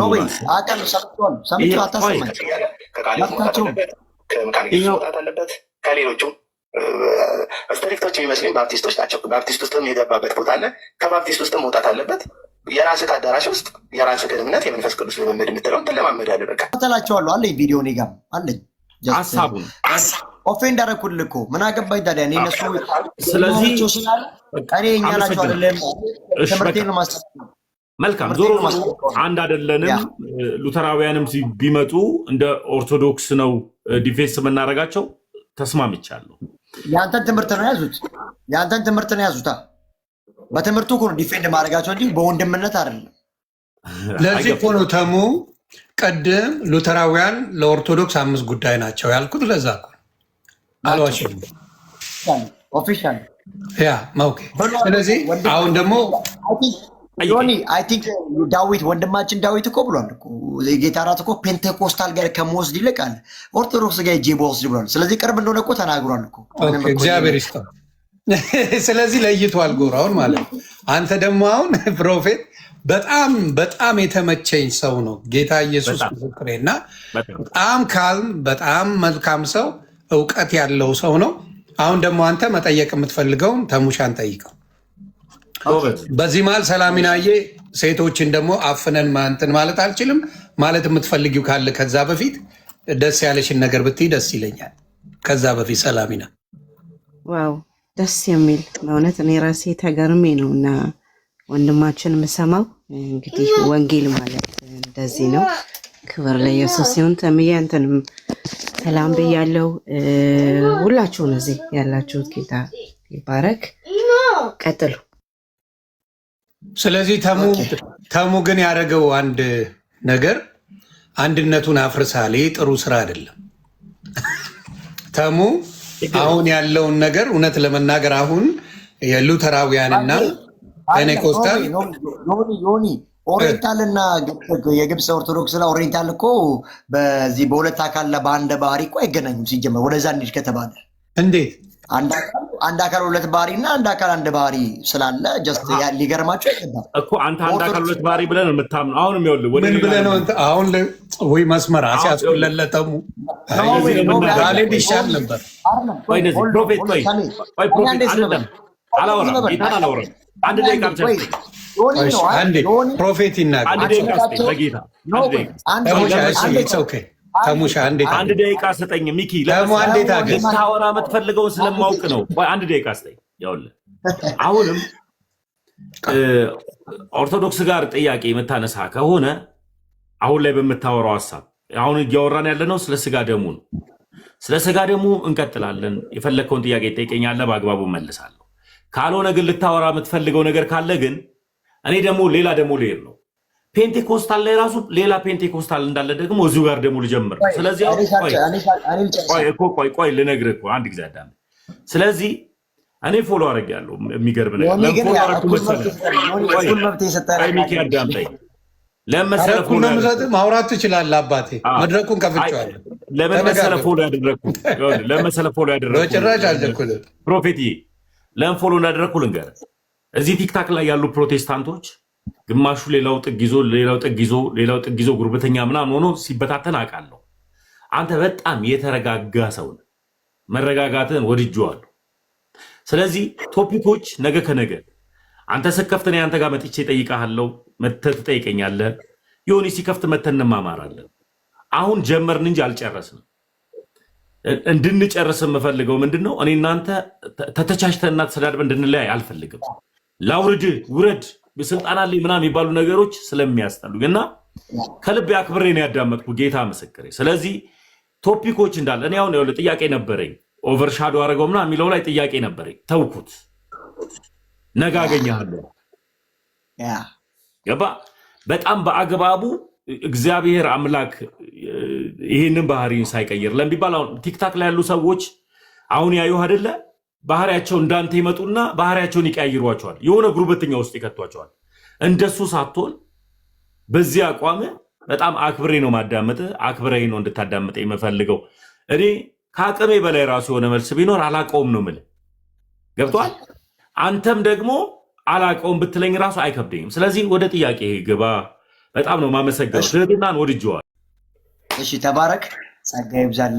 ጀስት ምንድነው ቅድም አንድነታቸውን አፈረሰ ብሎ ዮኒ ያው ከአንደበት ያለፈ ነገር አጋጣሚ የወጣ ነገር ነው ሲል ጀስት ይሄን ኦፌንድ ማድረግ ስላለብን ለመሰለህ እንደዚህ ነገር እያጠራ ማንሄድ ከሆነ ድብብቆች ተሙ አንዴ እኔን ስለሆነ እኔም ሜንሽን ስላደረገ አንተ ባልከው ኦርቶዶክስ ጋር ሄጄ ብቆርብ ይሻለኛል። ኦርቶዶክስ ጋር ሄጄ እኮ ብቀርብ ይሻላል ከሌላ ከምቆር ቆይ ተሙ የማልቀበላቸው ብዙ ነገሮች አሉ ከሉተራውያን ብለህ አንተም በደንብ ስፔሲፊክ አድርገህ ተናግረዋል። ስለዚህ ልዩነት አላችሁ ማለት ነው። ኮምፕሊትሊ እኔ የጨመርኩት ነገር የለም። እኔ ወደ ጥያቄ ጀስት ግን ምንድን ነው አሁን ቅድም የነ ኤርሚያስንም የአንዳንድ ሰዎች ድምፅ እየመጣ ነበር እና ይህን አንዳንድ ሰዎች ምን ብለዋሉ? ሉተራን እና ፔንቴኮስታል ዘሴም ናቸው ምናምን እያሉ ነው አይደለ? ኦኬ ወንድምነት እኮ ሊበልጥ ይችላል። በአንድ ሰርክል ውስጥ ነው ያለ ነው። ነገር ግን ትምህርታችን አንድ አይደለም። ምን ማድረግ አለብን ታዲያ ዮኒ? ይሄ እኮ ዲፌንስ ማድረግ አለብን። ምንም የምትፈራው ነገር እኮ አይደለም። ስለዛ ለዛ ነው ያልኩት። ዳሜም ደግሞ ትንሽ እንትን እንዳይለው ግብፅና ኦሪየንታል በዚህ በክርስቶሎጂ ላይ ራሱ ያላት እንትን ክሌም የተለያየ ነው። ስለዚህ ሉተራንና ፔንቴኮስታል ተካፈሉም ሲባል ጀስት ኦርቶዶክስም ሁለት ፖዞና አለ ፓፓ ቆይ ይመጣል ይጨርስ ሙሉ ሀሳቡን ታፕታፕ እያደረጋችሁ ቤተሰብ ፖዝ እየሆነ ነው። እኔን እየነካችሁ ታፕታፕ አድርጓል። ጨርሻለሁ። ፕሮፌት ቀጥል። ተሙዬ ያለኝ ጥያቄ ቅድም ድናሃል ስልህ አውድኛለሁ አልከኝ። እርግጥ ድናሃል? ጥያቄ እኔ አዎ ወይ አይደለም ነው እኔ የምፈልገው። አዎ ወይ አይደለም ነው ድናሃል ስልህ። ከዛ ጥቅስ ትሰጠኛለህ። መዳኔን ድናሃል? መዳኔን ነው ጥቅስ መሰጥ። እርግጠኛ ነህ? መዳን ዮሐንስ ወንጌል ምዕራፍ 3 ቁጥር 16 ነው። አንብበው። ምን ይላል? አንብበዋ። እሺ ዮሐንስ ወንጌል 3 ምዕራፍ 3 ቁጥር 16 ዓለም እስካለን ድረስ አንድያ ልጁ እስከ መስጠት ድረስ እንዲህ ዓለምን ወደዋልና የሚለው እና አንብበው። እሱ አንተ አሁን መዳንን እርግጠኛ ያደርጋል። እሱ ጥቅስ አንብበው። በእርሱ የሚያምን ሁሉ የዘላለም ሕይወት እንዲኖረው እንጂ እንዳይጠፋ እግዚአብሔር አንድያ ልጁን እስከ መስጠት ድረስ እንዲሁ ዓለምን ወዷልና። በማን የሚያምን? በልጁ የሚያምን። በቃ አመኛለሁ ጥቅስ ከፈለ። ስለዚህ አሁን በዚህ ሰዓት አሁን በተናገርክበት ሰዓት አንተ ድናሃል? የእግዚአብሔር ልጅ ነህ? ያልዳንኩበት እውነት ላይ እንዴት እኖራለሁ? ጥቅሱን እየሰጠው። ኦኬ። ስለዚህ ታዲያ እንድናለን የምትለው ታዲያ የትኛውን ድነት ነው እንድናለን ብለህ? ይሄ ኤክስፕሬሽን ሳንቲፊኬሽን ናቸው። ድነናል፣ እየዳንን ነው፣ ገና እንድናለን የሚለው አንተ እኮ አፈረስከው። አሁን በአግባቡ ልመልስልህ፣ ላብራራለህ። አሁን ጥቅስ ስጠኝ ለምትለው ጥቅስ ተሰጠው ለሚባል ድህነቴን ወደምጠራጠርበት ወይኔ ጉዴ ፈላ የምልበት መዳን ውስጥ አልመጣውም። እኛ ለምሳሌ ያክል እንደ ፕሮቴስታንት ድነሃል ወይ? አሁን ብትሞት መንግስተ ሰማያት ትገባለህ ወይ ሲባል ኋይ የመንግስተ ሰማያት ባለቤት ማን ነው? የመንግስተ ሰማያት ባለቤት ማን ነው? ሶሪ አንድ ጊዜ አሁን ተመስገን ድነሃል ወይ ለሚለው ጥያቄ አወድኛለሁ ወደ ምድንበት ነገር። መዳንህን በምን አረጋገጥክ ሲባል ጥቅስ ሰጥቻለሁ። ያንን ጥቅስ ስሰጥ ግን ልክ ፕሮቴስታንቶች ተነስተው አሁን ድነሃል በዚህ ሰዓት ብትሞት መንግስተ ሰማያት ትገባለህ ሲባል አሁን ማብራሪያ ስላለብኝ አዎ ይላል። አዎ ሲል ከምን አንጻር ጴንጤ ሆኖ እንደዚህ የሚያደርግ አለ? ለምሳሌ ያክል ገላትያ 5:19 ላይ ወይም ከ18 እስከ 20 ድረስ ያለውን አነባለሁ። በመንፈስ ብትመሩ ግን በሕግ በታች አይደላችሁ። የሥጋ ስራዎች የተገለጡ ናቸው። እርሱም ዝሙት፣ እርኩሰት፣ መዳራት፣ ጣዖት ማምለክ፣ ሟርት፣ ጥል፣ ክርክር፣ ቅንዓት፣ ቁጣ፣ አድመኝነት፣ መለያየት፣ መናፍቅነት፣ ምቀኝነት፣ መግደል፣ ስካር፣ ዘፋኝነት ይህም የመሳሰሉ ነው ይላል። እነዚህ ጴንጤዎች ይህ ሁሉ ነገር እያለባቸው ድናሃል ወይ ስትለው አዎ ይላል። ምቀኝነት አለበት እኮ ልመልስ። አሁን ልመልስ በአግባቡ ቆይ ልመልስ። አሁን ቅድም ላይ አንተ ስታብራራ ቅድም ላይ ጸጥ በለም ስባል ጸጥ ብዬ ነው ሳዳምጥ የነበረው። ጸጥ ብዬ መብት እንኳን የለኝም ነበር። አሁን ይህን ሳወራ እኔ ስለ መዳን የጠየከኝ ለምን እንደሆነ ትቢተኛ ማልሆንበት ትልቁ ምክንያትን ቤተክርስቲያን ያስተማረችኝን ነው ምነግርህ። በመንፈስ ብትመሩ ሕግ ከሕግ በታች አይደላችሁ። የሥጋ ስራዎች የተገለጡ ነው። እርሱም ዝሙት፣ ርኩሰት፣ መዳራት፣ ጣዖትን ማምለክ፣ ሟርት፣ ጥል፣ ክርክር፣ ንቀት፣ ቁጣ፣ አድመኝነት፣ መለያየት፣ መናፍቅነት፣ መቀኝነት፣ መግደል፣ ስካር፣ ዘፈን እነዚህ ናቸው። እነዚህን ሁሉ የሚያደርጉ እርስ በርስ የሚጨቃጨቁ እንዲያው ልጨርሰው ሀሳቡን አስቀድሜ እንዳሉ እንደዚሁ ያሉ የሚያደርጉ የእግዚአብሔርን መንግስት አይወርሱም። 4 ነጥብ ትጨርሰው። ስለዚህ አንድ ጴንጤ ተነስቶ ድናሉ በኢየሱስ አምኜ ጸድቄ አሁንማ ጸድቅ ያለው በአብ ቀኝ ነኝ ያለሁት ይላል። ቀኝና ግራን እንኳን የማይለይ ነው። ስለዚህ እኔ አሁን በዚህ ሰዓት ለምንድን ነው ተመስገን ተነስተ ድናሉ? አሁ ለመዳንና ምድንበት ሃይማኖት ውስጥ ነው ያለሁት፣ ግን ድህነቴን የማስፈጸም ነኝ። ቅድም ጳውሎስ እንዳለው አውድኛ ቆይ እኔ አልገባሁብህ። አሁን አልገባሁብህ። አንተ ስትመልስ እኔ 20-30 ደቂቃ እስከጨርስ ድረስ ሚውት አድርጌ ነበር ሳዳምጥ። አሁን አዳምጠኝ አንተ። ስለዚህ እኔ ኦርቶዶክሳዊ ክርስቲያን ነኝ። ሰነፍ ጴንጤ ሲጠይቀኝ ድናሃለሁ ለሚለኝ አውድኛለሁ ነው መልሱ። ለሚባል ክርስቶስ ኢየሱስ እንደሚያድን ዮሐንስ ወንጌል ምዕራፍ 3 ቁጥር 16 ላይ ተናግሬያለሁ። ነገር ግን አጥንት ለሚገባው አጥንትን መሰጥ ከሆነ ደግሞ እንዴት ነው መመልስለት? በአግባቡ እመልሳለሁ ማለት ነው። ይሄን ስመልስ ራሱ እየዘሞተ ራሱ እያማ ከራሱ ጋር ኃጢአትን እየሰራ ምን ይላል? ድኛለሁ ይላል። ይሄን ነገር ላለማድረግ ቤተክርስቲያን ምን ብላ አስተማረች? የመዳን መንገድ ኢየሱስ ነው፣ መዳኛውም እሱ ነው። አውድኛለሁ ብዬ ግን እንዳልወጣጠር ግን እንደ ቸርነቱ ቸር አምላክ ከኔ ጋር ነውና፣ ስለዚህ ተመስገን። አሁን ብትሞት መንግስተ ሰማያትን ትወርሳለህ። ቸሩን አምላክ ሰጪውን የሆነውን አምላክን ይዤ ተከትዬ እንዴት ነው ማለት ነው? ግን እንደ ቸርነቱ ቸር ነውና ምሕረቱም ለዘላለም ነውና እሱ ቸር አምላክ ስለኔ ያውቃልና እንደ ቸርነቱ ብዬ ነው በእግዚአብሔር ላይ መታመነው። ቸር ነውና ምሕረቱም ለዘላለም ነውና ስለሚል መጽሐፍ ቅዱስ እንደ ቸርነቱ ብዬ እመልሳለሁ። ይህ ነው ኦርቶዶክሳዊ አስተምህሮ። ስለዚህ ድህንነት በስራ የሚገለጥ ነው ቴክኒካሊ አብሶሉትሊ እንደዛ ነው መጽሐፍ ቅዱስ የሚለው። እምነት ያለ ስራ ሙት ነው ይላል። ያ እሺ ዮኒ፣ አሁን ስሰማው እንደ ጥያቄ የነበረው ድናል እርግጠኛ ነው? አዎ እርግጠኛ ነኝ አለኝ። ዮሐንስ ወንጌል ምዕራፍ 3 ቁጥር 16 ተናገረ። ከዛ በኋላ ደግሞ ድኛለሁ ደግሞም እየዳንኩ ነው የሚል ነገር ሁለት አይነት ነገሮች አውርቷል። እና የድነት ትምህርት ላይ ሁለት አይነት ነገር አለ ወይ? ድነት አንዴ ነው፣ ሁለቴ ነው፣ ሶስቴ ነው የሚፈጸመው በመንፈሳዊ ዓለም ላይ? በጣም ጥሩ። ስንት አይነት ድህነት አለ? ጴንጤዎች ስለማያውቁ ላስተምራቸው። እኔ ከቅድስት ንጽሕት ከሆነችዋ ከኦርቶዶክስ ተዋሕዶ ስለተማርኩኝ ሁለት አይነት ድህነት አለ።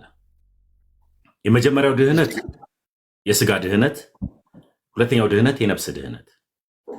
ሰው በክርስቶስ ኢየሱስ አምኖ የስጋ በሽታ ቸነፈር ቢነካው ቤተክርስቲያን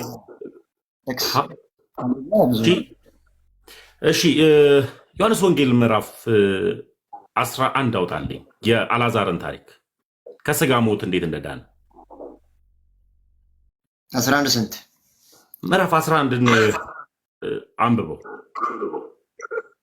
እኔ ሙሉ ታሪኩን ወደዋለሁ፣ ግን ወደ ሙሉ ታሪኩን የአልዓዛር ታሪክ በጣም ነው የሚያዝናናኝ። ዮሐንስ ወንጌል ምዕራፍ 11 ሙሉን ወደዋለሁ ታሪኩን፣ ግን ታሪኩን ስለማውቀው ልበልል። ኢየሱስ ክርስቶስ አንድ ወዳጆች ነበሩት፣ እነ ማርታና ማርያም የምትባል የእነሱ ወዳጆች ነው ኢየሱስ ክርስቶስ። ያ ኢየሱስ ክርስቶስ አልዓዛርን የሚወደው ነበር። ነገር ግን አልዓዛር በታመመ ሰዓት ላይ ያስጠሩት ነበረ። እነ ማርታ ሲያስጠሩት ምን አደረገ? እመጣለሁ ይላቸዋል። እመጣለሁ እያለ ኢየሱስ ክርስቶስ ዘገየባቸው። አሁንም ና ሲሉት እመጣለሁ እያለ ኢየሱስ ክርስቶስ ዘገየባቸው። አልዓዛር አረፈ። አይገርምም? ሳያድነው ከስጋ በሽታ እመጣለሁ እያለ እሱ ደግሞ ምን ይላል? ብታምኚውስ የእግዚአብሔርን ክብር ታያለሽ ብሎ ነግሯታል ኢየሱስ።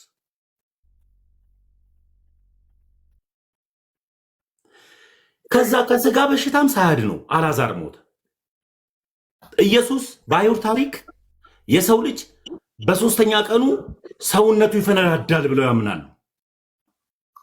ኢየሱስ ሕግን ታሪክን የሚሽር ድንቅ አምላክ መሆኑ፣ የሁሉ ባለቤት መሆኑ፣ ከሕግም በላይ ከታሪክም በላይ ከዝናም በላይ እሱ የበላይ መሆኑን በአራተኛ ቀን መጣ። ሲመጣ እነ ማርታና እነ ማርያም ለቅሶ ተቀምጠዋል። ለቅሶ ተቆምጠው ኢየሱስ መምጣቱን በሰሙ ሰዓት ላይ እንዲያውም አንተ ብትኖር ኖሮ እኮ ወንድማችን ባልሞተ እኮ ብለውታል። የነሱን ወዴት አኖራችሁ ሲል የነሱን እንባ አይቶ ክርስቶስ ኢየሱስ እንባ ፈሰሰ። ሰው ስለሆነ፣ ፍጹም ሰው ስለሆነ። አየህ፣ ያ ኢየሱስ ክርስቶስ ፍጹም ሰው ስለሆነ እንባን አፈሰሰ። ከስጋ በሽታ ብቻ አይደለም ከሞት በሽታ ክርስቶስ ኢየሱስ አስነሳው አልዓዛርን። አልዓዛር ሆይ ና ውጣ አለው፣ አወጣው። ስለዚህ ይህ መዳን አለ። ሁለተኛ መዳን ደግሞ አልዓዛርን አላዳነውም፣ አላስወጣውም። ፍቱትና ሂድ እኮ አላቸው። እንዲሁም አንድ እዚህ ጋር ከስር ላላችሁት አንድ ነገር ልናገር። በጣም ለምትስቁ በጣም ነው ያሳፈራችሁኝ። ወንጌል እናውቃለን የምትሉ ፕሮቴስታንት ወንድምና እህቶቼ የሳቃችሁት ነገር በጣም አስቆኛል። ለምን መሰላችሁ? በመጀመሪያ የስጋ መዳንና የመንፈስ መዳንን እንኳን ለይታችሁ አታውቁም። ጌታ ኢየሱስ ምስክሬ፣ አታውቁም ያላችሁ እውነቱን ነው። አሁን ያየሁት እሱን ነው። በስጋ ታሞ ሞቷል አልዓዛር። በስጋ የሞተውን በስጋ አስነስቶታል ጌታ ኢየሱስ ክርስቶስ። ይሄ በስጋ መዳን ነው። ይህንን እንኳን ትርጉም አያውቁ። በእውነት አታውቁም ያላችሁ ጌታ ኢየሱስ ምስክሬ እውነቱን ነው። በስጋ የሞት አለ፣ በስጋ ሊያድነው አልዓዛርን አዳነው በስጋ። የመንፈስ ደግሞ መዳን አለ። በመንፈስ በጌታ በኢየሱስ ክርስቶስ አምኖ ምን መንግስተ ሰማያትን መውረስ። ይህንን እንኳን ማወቅ የማትችሉ ሰዎች ስስቁ ስናይ ምንም ያህል እውቀት እንደሌላችሁ አሁን እያየው ነው። ለካ ዝም ብዬ ነው የካብኳችሁ በባዶ ሜዳ። ጌታ ኢየሱስ በባዶ ሜዳ ነው የካብኳችሁ። በቃ ይኸው የስጋው መዳን ምን ልትሉት ነው? ከስጋው አልፈወሰው እሱ መዳን አይደለም፣ የስጋ ፈውስ ነው። እንደገና ደግሞ የመንፈስ ቅዱስ አለ፣ ዘላለማዊ ህይወት የምትወርስበት አለ። አልዓዛርም በስጋ ነው የተፈወሰው። ይህንን እንኳን መለየት የማይችሉ ሰዎች ከስር መጥተው ሙድ ሊይዙ ሲሞክሩ በእውነት ማፈሪያ ናችሁ። ጌታን ማፈሪያ ናችሁ። ስለዚህ ተሙቀጥል። ስለዚህ የስጋ መዳንን አሳይቷል። እዚህ ጋር በነፍስ ደግሞ የሚሰራ አለ። የነፍሱን ይነግራል። እኔ አሁን ይሄ አሁን የነፍስ መዳኑ ከመቀጠሉ በፊት ጀስት ይሄ የአልዓዛር ታሪክ ነው። አሁን እኛ ከምናነሳው የአልዓዛር ታሪክ እኛን አይመለከተንም። አንድ ነገር ኢየሱስ ክርስቶስ አይደል እንደ ከሙት ያስነሳ የአልዓዛር ታሪክ እኛን አይመለከተንም። ጥያቄ ስጠይቅ እኔ ጥያቄ ጠይቄ ዝም ብዬ ነበር ሳዳምጥ ነበር። ኢየሱስ መጥቶ የስጋው ለተሙ የስጋ መዳኑን ገና ኢየሱስ መጥቶ ሊያስነሳው ነው እያለ ነው። እና ምንድን ነው ታዲያ አልዓዛር የተጠቀሰበት ምክንያት የስጋ መዳን በስጋ ክርስቶስ አሁን ለምሳሌ በስጋ የታመሙ ወንድምና እህቶችን ለምሳሌ በጸሎት ይፈወሳል። ይሄ ስጋ ቆይ አንዴ የስጋ ፈውስ አይደለም። የሆነ ሰውን ታሞ ለምሳሌ ቆይ አንዴ ለምሳሌ ማስተር አብነት ታሟል። ጸልዮ የሚፈውሰው አልተገኘም። በመጀመሪያ ደረጃ ተወሱ። ምን አይነት ጥያቄ ነው ጠይቀው ገባል። ስለዚህ በስጋ የታመመን በክርስቶስ አድርገ ከስጋው በሽታ እንዲድን ማድረጉ አንደኛው የመዳን ስራ አይደለም። ሁለተኛ ደግሞ የመንፈስ ዘላለማዊ ህይወት የማግኘት መዳን አለ። ሁለት ነው ያለው። እኔ ቆይ አንድ ጥያቄ ነው የጠየቀኝ። መዳን ላይ አልጨረስኩም። አዳምጥ ተማር። አልጨረስኩም። አሁንም ደግሞ ኢየሱስ መጥቶ ነው የሚያድን ለምትለኝ እኔ አምላክ እምገድበው አይደለም የመጀመሪያው ጉዳይ። አሁን ችግሩ ምንድን ነው? ጴንጤ ቤት ኢየሱስን ገድበውታል። ጣዖት ነው የሚያመልኩት። በቃ አውቀውት ጨርሰዋል። እኔ ምህረቱ ማለዳ አዲስ የሆነ ድንቅ አምላክን ነው የተከተልኩት። ቀናስን ሌላ ክብር የማይበት ድንቅ አምላክን ጣዖት ሳይሆን አምላክ ነው መከተል። አምላክ ስከተል ሊመጣ የሚችል ሊቀር የሚችል መልእክተኛ ሊልክ እሱ እንደ ፈቃዴ ሳይሆን እንደ ፈቃዱ የሚሰራ ነው። የኔ አምላክ ሰምቶ በእሳት የሚመልስ ነው። ጸሎት የሚሰማ ነው፣ የሚናገር ነው፣ የሚያደርግ።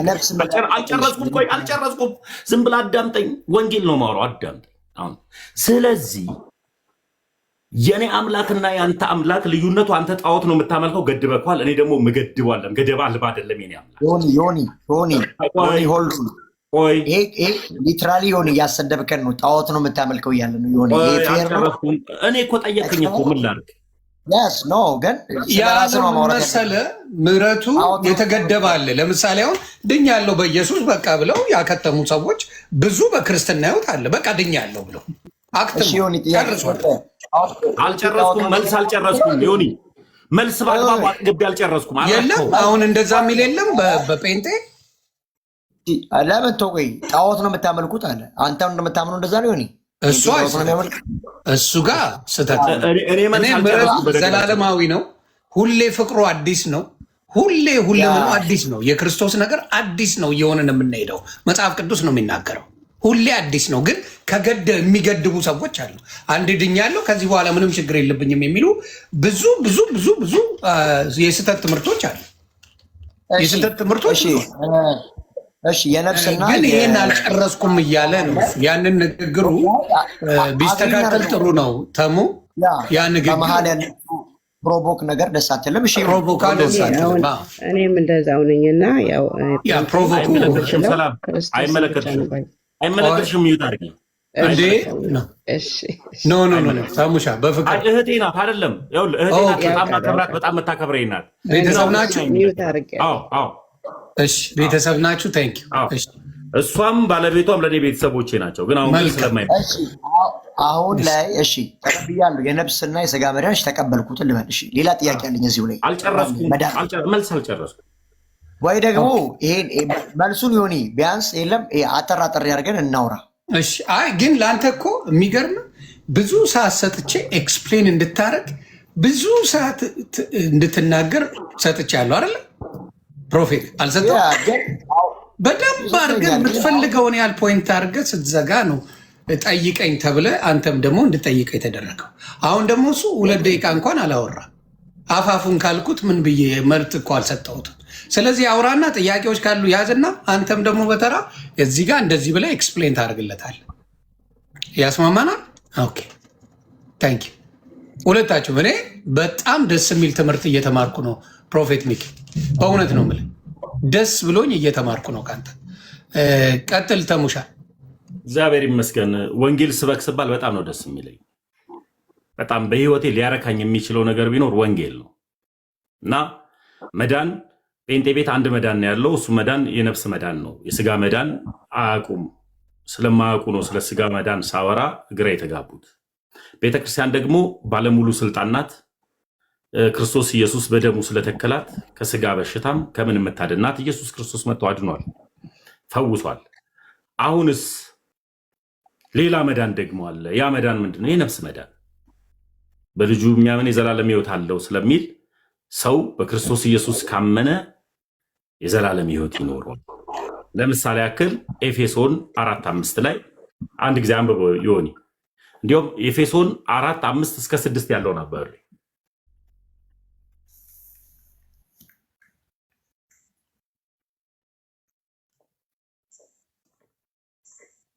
እሺ ኤፌሶን ምዕራፍ 4 ከቁጥር 5 እስከ 6 ነው። እሺ አንድ ጌታ፣ አንድ ሃይማኖት፣ አንዲት ጥምቀት፣ ከዛ ከሁሉ በላይ የሚሆን በሁሉም የሚሰራ በሁሉም የሚኖር አንድ አምላክ የሁሉም አባት አለ። አሜን። በአንዲቷ ሃይማኖት፣ በአንዲቱ ጥምቀት፣ በአንዱ ጌታ የሰው ልጅ ሲያምን የሁሉ አባት የሆነው ክርስቶስ ኢየሱስ የዘላለም ሕይወትን ይሰጣል። ከዚች ቤተክርስቲያን ውጪ፣ ከአንዲቷ ሃይማኖት ውጪ፣ ከአንዲቷ ክርስቶስ ኢየሱስ ውጪ፣ ከአንዱ ጥምቀት ውጪ የዘላለም ሕይወት አታገኝም። እሱም የሁሉ አባት እግዚአብሔር ስላለ ይህ ነው የዘላለም ደግሞ ሕይወት የነፍስ መዳን የምናገኘው በዚችዋ ቤተክርስቲያን ውስጥ ነው። አመሰግናለሁ። ጨርሻለሁ። ኦኬ እሺ። አሁን የዘላለም ሕይወት ማገኘው በዚህ ነው አልከኝ። እሺ በጥምቀት ታገኛለህ? በጣም አጠር አድርገን እናውራና ጥምቀት ለመዳን ነው እሱ ከሆነ ጥያቄ ማርቆስ 16:16 ናውጣ አይደለም? አይ አዎ ወይ አይደለም እኮ እሱ ከሆነ መልስ ማርቆስ 16:16 ናውጣው። ያመነ የተጠመቀ ይድናል ያል መጽሐፉ። እንደዛ አይልም። ያመነ የተጠመቀ አይልም። ያላመነ ይፈረድበታል። ረስተዋል አይደለም? ኧረ ተው እሱ አይልም የሚለውን ልናገር እኔ። ያ እንደዛ ነው የሚለው። ያመነ የተጠመቀም ይድናል፣ ያላመነ ግን ይፈረድበታል። ቴንክ ዩ። አሁን መልሰሃል። ዮኒ አንተ አንብበዋል፣ እሱ ግን አላነበበው። ይህንን ይላል። ከዛ ምንድን ነው የሚለው? ያመነ የተጠመቀ ይድናል፣ ያላመነ ግን ይፈረድበታል ይላል። አትሂድ። ስለዚህ ጥምቀት ያድናል። አዎ ድብን አድርጎ ሰው አምኖም ተጠምቆም ይድናል። ለምን መሰል የመጀመሪያው ጉዳይ ይኸውልህ፣ የመጀመሪያው ጉዳይ ጴንጤ አልመለስኩልም። ታዳምጥ ነበረ አንተ ስታወራ እኔ ቁጭ ብዬ ሳዳምጥ ነበረ። ቆይ አዳምጠኝ አንድ ጊዜ። ተመለሰልኛ? አልተመለሰልህም። አልጨረስኩም፣ መልስ አልጨረስኩም። ግብ ብዬ ነው መመለስ። ለአንተ ድል ሰጥቼ ዝም ብዬ ሳዳምጥ አልነበር? የመጀመሪያው ጊዜ ጴንጤ ጥቅስ አያውቅም። መጽሐፍ ቅዱስ ተሸካሚ እንጂ ተጠቃሚ አይደለም። የመጀመሪያው ጉዳይ አትበል እንደሱ አትበል። ምክንያቱም ኦርቶዶክስ እንደዛ አላለም። ይኸውልህ እሱ በክብር እኛ ጋር ባለው ነው የሚያወራው። ጴንጤ እያልክ ኖ ፕሊዝ የምታደርገው አንተ ጥያቄውን እንጂ ጴንጤ እንደዛ አያውቅም፣ ጴንጤ እንደዚህ ነው ምናምን ይቅርና በምትነጋገሩት ንግግር ላይ መጽሐፍ ቅዱሳዊ በሆነ ነገር ላይ ብቻ ተነጋገሩ። አደራ ፕሊዝ አትበል እንደሱ። አንድ ቤተክርስቲያን መሪ እግዚአብሔር ይባርክ። እኔ መልስ ብቻ በአግባቡ ብቻ ልመልስ። የአንድ ቤተክርስቲያን መሪ የሆነ ሰው በፕሮፌትነት ሲያገለግል የሚገኝ ሰው መጽሐፍ ቅዱስን ስነግረው ይላል እንደሚለው ነው የሚያለው። እንደሱ ግን አይደለም የሚለው። ያመነ የተጠመቀም ይድናል፣ ያላመነ ግን ይፈረድበታል። ያለ ምክንያት አልገባችም። ሰው ዛሬ አምኖ ነገ ተጠምቆ ከነገ ወዲያ ይድናል አይደለም የሚለው። ሰው ካመነም ከተጠመቀም አለመዳን አይችልም። ያለ ምክንያት መጽሐፍ ቅዱስ ላይ ስላልገባች። መጽሐፍ ቅዱስ ላይ ፊደልም ጥያቄ ምልክቶችም የትኛውም ስርዓተ ነጥቦችም መልስ ስላላቸው የራሳቸው ትርጓሜ ስላላቸው፣ ስለዚህ ሰው አምኖ ተጠምቆም ይድናል። እምነትን ጥሎ አልጨረስኩም። እምነትን ጥሎ በመጠመቅ ብቻ የሰው ልጅ አይድንም። እምነትን ጥሎ ስጋ ደሙን በመውሰድ አይድንም። መጀመሪያ ስጋ ደሙን ለመውሰድ የሚወሰደው አምላክ መታወቅ አለበት። ሰው መጀመሪያ ከመጠመቁ በፊት ኢየሱስን ካላወቀው አይድንም። ሰው አምኑ ያመነውን አምላክን ጠንቅቆ አውቆ ጨርሶ ከጨረሰ በኋላ ምን ያደርጋል? ኢየሱስን አምኜዋለሁ፣ ስለዚህ ምን ላደርግ? እጠመቃለሁ፣ ስጋ ደሙን እበላለሁ። ለምን? ምን አለ? እኔ እንካችሁ ስለ እናንተ የሚቆረስ ስጋዬ ነው፣ እንካችሁ ስለ እናንተ የሚፈሰው ደሜ ነው ብሎ የሰጠው ክርስቶስ ራሱ ስለሆነ፣ ስለዚህ እነዛ የበጉ ሐዋርያቶች 12ቱ የበጉ ሐዋርያቶች ክርስቶስ ኢየሱስ አምላክ መሆኑን ያውቃሉ፣ ያምናሉ። ስለሚያውቁ አቆረባቸው፣ ስለሚያምኑበትም አቆረባቸው። ስለዚህም ነው እኔ የሐዋርያቶችን አምላክ ስለምከተል ያለ ኢየሱስ ማመን ምንም አይነት መዳን እንደማያመጣ ስለማውቅ እምነት ተንጠልጥሎ ጥምቀት አያድንም፣ ጥምቀት ተንጠልጥሎ እምነት ብቻውን አያድንም። አንድም ቦታ መጽሐፍ ቅዱስ ላይ እምነት ብቻ አዳነ ተብሎ አልተጻፈም። ስላልተጻፈ ጸጋው በእምነት አድኗቸዋል፣ ያመነም የተጠመቀም ይድናል እያለ ስለሚመጣ፣ እንደዚሁ ደግሞ ጳውሎስንም ደግሞ ሂድ ታጠብ ከኃጢአትህም ንጻ ስለተባለ፣ ስለዚህ በአግባቡ ሰው ለመዳን ምን ያስፈልገዋል ከተባለ አምላክ ያስፈልገዋል። አምላኩን ማወቅ ያስፈልገዋል። ያንን አምላኩን ካወቀ በኋላ አምላክን ለማግኘት ምን ማድረግ አለብን? እኔ ስለ ንስሐ አጠምቃችኋለሁ፣ ከኔ በኋላ ግን የሚመጣው ማቴዎስ ወንጌል ምዕራፍ 3 ቁጥር 11 ላይ እኔ ስለ ንስሐ አጠምቃችኋለሁ፣ ከኔ በኋላ የሚመጣው በእሳትና በመንፈስ ያጠምቃችኋል፣ የጫማውን ጥፍር እንኳን ልሸከም እንኳን የማልችለው እያለ የበረሃው አጥማቂ ዮሐንስ ይናገር ነበር። ስለዚህ ኢየሱስ ክርስቶስን ማመን ይጠበቅብናል። ያመነውን ኢየሱስን ደግሞ የዘላለም ሕይወት ስለሆነ ስጋውን እንበላለን፣ ደሙን እንጠጣለን፣ እንጠመቃለን፣ እንድናለን። ነጣጥለነው ግን አይደለም። ተነጣጥሎ ግን የሚቀመጥ ግን አይደለም።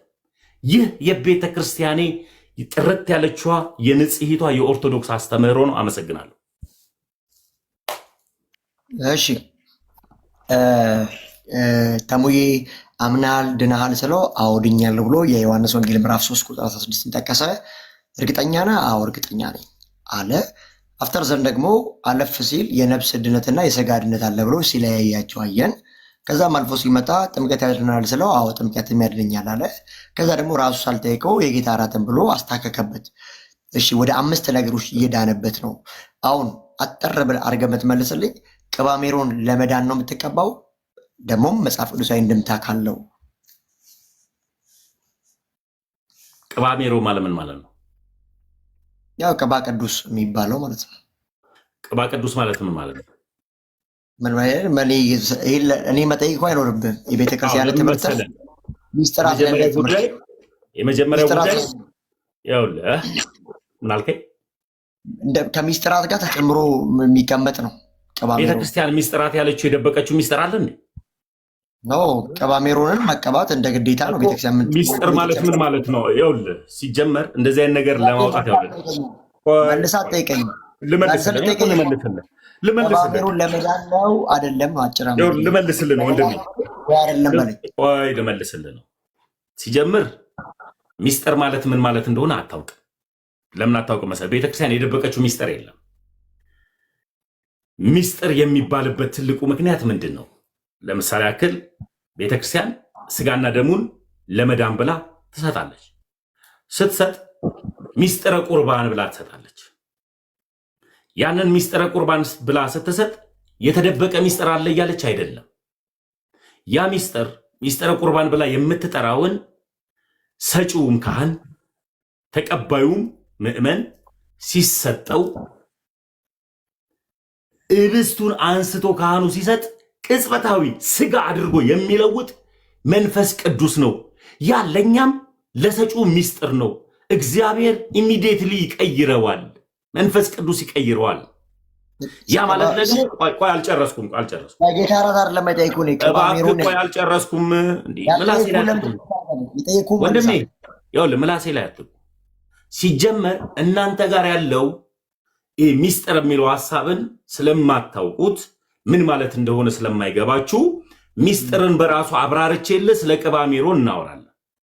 እኔ እንዳንተ ብቻዎችን ፍለጋ የመጣውኝ አይደለሁም። ብቻ የሚባል መጽሐፍ ቅዱስ ላይ የለም። እኔ የምቀበለው ቤተ ክርስቲያን ካስቀመጠችው ከተጨማሪ መጽሐፍቶችም ጭምር ከቸርች ፋዘሮችም ጭምር የምቀበላቸውም አባቶችም አለ። ስለዚህ አንተ የምታወራበት መንገድ ሚስጥር የሚባል ነገር የለም። ሚስጥሩ ግን ምንድነው? እግዚአብሔር ይለውጣል። ሲለውጥ ሚስጥር ነው ብለን ነው የምንቀበለው። ስለዚህ ስለ ቅባ ሜሮን ከማውራትህ በፊት ቅባ ሜሮን ምን እንደሆነ አብራርተህ አስረድተኸኝ ነው ልመልስልህ የምችለው። ምን ማለት ነው ቅባ ሜሮን ማለት? ስሙን ብቻ ጽፈውልህ ቢሆንስ? እኔ የሚጽፉልን ስለማቅ ነው። በውስጥ እነማን እንደሚጽፉልህ ይህን ጠይቀው ብለው ስለሚጽፉልህ ቅባ ሜሮን ማለት ምን ማለት እንደሆነ አይ እኔ አውቃለሁ። ተወሱ ሚዲያው እኔ ከየትኛውም ሰው ጋር ዲፌንድ የማድረግ አቅመዋል። እንደዚህ እንዳታስበኝ። አንድ ነገር አላየሁም እስካሁን። ባይዘ እኔ ስለእናንተ ትምህርት እውቀት ካጣውማ ለምን ከአንተ ጋር አወራ ነው? ሲጀመር ቅባ ሜሮን እንዳጠቀኝ ለመሰለህ እኔ አላምንበትም። ሲጀመር ፍሮም ዘ ቢጊኒንግ ቤተክርስቲያን ለምሳሌ ያክል እኔ ጥያቄ እኮ ነው ያለሁት እኮ ጥያቄ በጥያቄ አይመለስም። ለምሳሌ ያክል እኔ ተነስቼ በማስቲካ ታምናለህ ብልህ ምንድነው የምትለኝ? ማስቲካ ይድናል ብዬ ወይም ማስቲካ ያስረግዛል ብዬ ብጠይቅህ ዮኒ እኔ ጠያቄ አይደለ ማወቅ አለብኝ ያልኩት። መናገር ያለበት ራሱ ነው እንድምታውንም ጭምር ማለት ነው። ይህ መመለስ ካሌለ አላውቅም ከሆነ አላውቅም ይብልና ይለፈው። ሌላ ጥያቄ ልሂድ። አላውቅም ሌላ ጥያቄ ጠይቅ። ስለዚህ አየህ በቅባ ሜሮን ሌሎች ኦርቶዶክሳውያኖች ይድናሉ፣ ተሙ ግን አይድንም ማለት ነው። በቅባ ሜሮን ስለማያውቅ የፈለከውን ፖለቲካ ስራ። ሌላ ጥያቄ ይቀጥል። ሌላ ጥያቄ ኦኬ። ስለዛ ያው ዮኒ ይህን ጥያቄ ባሩክ መመለስ ይችላል። ቆይ ዮኒ አልጨረስኩለትም። አይ ምን አልከው መሰለህ? እሱን እኮ አላውቀውም። ቀጥል። ሌላ ጥያቄ መልስ ብሎኛል። ቆይ አላውቅም ብለህ መልስ ብሎኛል። አላውቅም ብዬ መልሻለሁ። ሌላ ጥያቄ ጠይቅና መመለስ ስለምፈልግ ይጠይቅ። ሌላ ጥያቄ። ኦኬ እሺ። አንተ በምታምነው ቤተ እምነት ለሞቱ ሰዎች የኃጢአት ይቅርታ እንዲገኝ ዝክር ማብላት የኃጢአት ይቅርታን ያስገኛል ብለህ ታምናለች ቤተክርስቲያኗ። እንዴት ታየዋለህ? መጽሐፍ ቅዱስ ማስረጃውን አሳየኝ። እኔ አላምንም። ማስረጃውን አሳየኝ። አንተ አታምንም? እኔ ብቻ ሳንሆን ቤተክርስቲያን ሁሉ አታምንም። ማስረጃውን አሳየኝ። የውሸት ነው። ማብራት ጠፋ። የውሸት ነው። ማስረጃውን አሳየኝ። ክፈተው ማስረጃውን። ኖ ክፈት ማስረጃውን። አሁን በእጄ ላይ ማስረጃው የለኝም እኮ ከሌላ ሐሜት ነው የሚሆነው። ሐሜት ነው የሚሆነው። ለሌላ ጊዜ ምን አለ ግን እኔ በዚህ ጉዳይ ላይ ትንሽ የተለየ ባህሪ ነገር አለኝ። አንድ የሚያስማማ ሀሳብ አለኝ። ቆይ አንድ ጊዜ ዮኒ በጌታ ዮኒ ወዳለው ዮኒ ያውላችሁ ምን አለ መሰለ፣ እኔ አዳምጫዋለሁ እሱን አይደል በአግባቡ። እናንተንም ሳዳምጣችሁ ነበረ። በጣም በራብኝ። ሳዳምጣችሁ ነበረ። አሁን ጥያቄ ምንድነው? እኔ ተመስገን ተስካር በማብላት በፍትሃት ትድናለህ ተብሏል ሲለኝ እኔ አላምንም፣ ቤተክርስቲያንም አታሳምንም። ሐሜት ካልሆነ በቀር ማስረጃውን አምጣን ያልኩ ማስረጃውን ክፈትልኝ። በቃ አሁን እጄ ላይ የለም። እኔ ነገ አምጥቼ ወደ ሌላ ጥያቄ ሄድ። በቃ ማንም ሰው እንዲገባ አልፈልግም እዚህ ሀሳብ ላይ ወደ ሌላ። ስለዛ በዚህ ነገር ግን ታውቃለህ፣ አንተም ባለበት ስም ማጥፋት ነው። ይሄ ስም አጥፊነት ነው። ሂድ ዲቤት ተደርጎ አንተም በነበርክበት ቃሌ ዲቤት አድርጎ ማነው ቃሌ? አላውቀውም ቃሌን እኔ ማነው ቃሌ? ኦኬ በቃ ችግር የለም። ነገ ይዤ መጥቼ ከአንተ ጋር አወራበታለሁ። እኔ ለመማር የሆነ ነገር ልበል እዚህ ጋር እኔ ለመማር ተሙሻ ቆይ እኔ ለመማር ግን አንድ ነገር ልበል እዚህ ጋር ምን እንመሰል ማወጣለን መጽሐፈ ነገሥት ካለ ባጠፋትስ ቪዲዮ ትችላለህ ማጥፋት። ምክንያቱም በርቶብሃል እንትኑ መብራቱ በጣም ፓወር አለው። እና ፕሮፌት እዚህ ጋር እኔ ጥያቄ ምንድን ነው እንግዲህ ኤልሳቤጥም ሞተ ይላል። ኤልሳም አንደኛ ነገሥት መጽሐፈ ነገሥት የስ አንደኛ ነገሥት ምዕራፍ 13 ቁጥር ስንት? ቁጥር 20 ጀምሮ። እሺ ስለዚህ ኤልሳዕም ሞተ ቀበሩትም ይላል። ከሞዓብም አደጋ ጣዮች በየዓመቱ ወደ ሀገሩ ይገቡ ነበር። በየዓመቱ በተለያየ ሀገር ተቀብሯል። ሁለተኛ ነገሥት ነው አንደኛ ነገሥት? ሁለተኛ አምሳሪ ማባያ ሁለተኛ ነገሥት። በጣም ይቅርታ ሁለተኛ ነገሥት። ስለዚህ አገኛ ሁለተኛ ነገሥት። ለሌሎቻችሁም ይቅርታ ሁለተኛ ነገሥት ምዕራፍ 13 ከቁጥር 20 ጀምሮ ምን ይላል? ኤልሳዕም ሞተ ቀበሩትም፣ ከሞዓብም አደጋ ጣዮች በየዓመቱ ወደ ሀገሩ ይገቡ ነበር። አንዴ እዚች ጋር እንትኗን ለማስተካከል አለብኝ። ይቅርታ ሰርክል ሰጠኝና ቲክታክ ታፕታፕ እያደረጋችሁ አንዴ። ከዛ ምንድን ነው ሰዎችም በየዓመቱ አደጋ ጣዮች በየዓመቱ ወደ ሀገሩ ይገቡ ነበር። ሰዎችም አንድ ሰው ሲቀብሩ አደጋ ጣዮች አዩ። ሬሳውንም በኤልሳዕ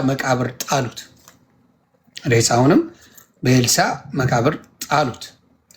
የኤልሳዕም አጥንት በነካ ጊዜ ሰውየው ድኖ በእግሩ ቆመ ይላል። ሰውየው ድኖ በእግሩ ቆመ። የሶርያም ንጉሥ አዛኤል በኢዮአስ ዘመን ሁሉ እስራኤልን አስጨነቀ እያለ ይቀጥላል። አሁን ልል የምፈልገው ምንድን ነው? ይሄ ሰው ሞቷል። ኤልሳዕ ሞቷል። ጻድቅ የሆነ ሰው ነው፣ ሞቷል። ይሄ ሰውዬ አሁን ያመጡት ሰውዬም ሞቷል።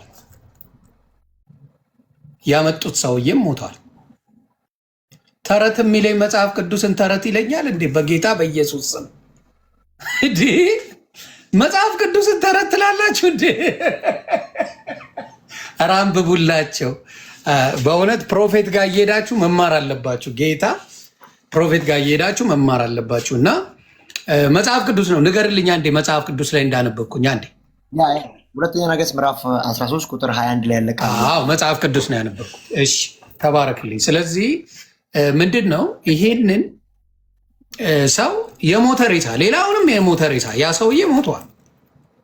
ኤልሳዕም ከሞተ ቆይቷል። እንደሚናገረው በየዓመቱ እየመጡ የአደጋ እንትኖች የሚሉት ነው። እና አጥንቱን በነካ ጊዜ ተነሳ ነው ከሙታንነት። ይህ ሰውዬ ተነስቷል።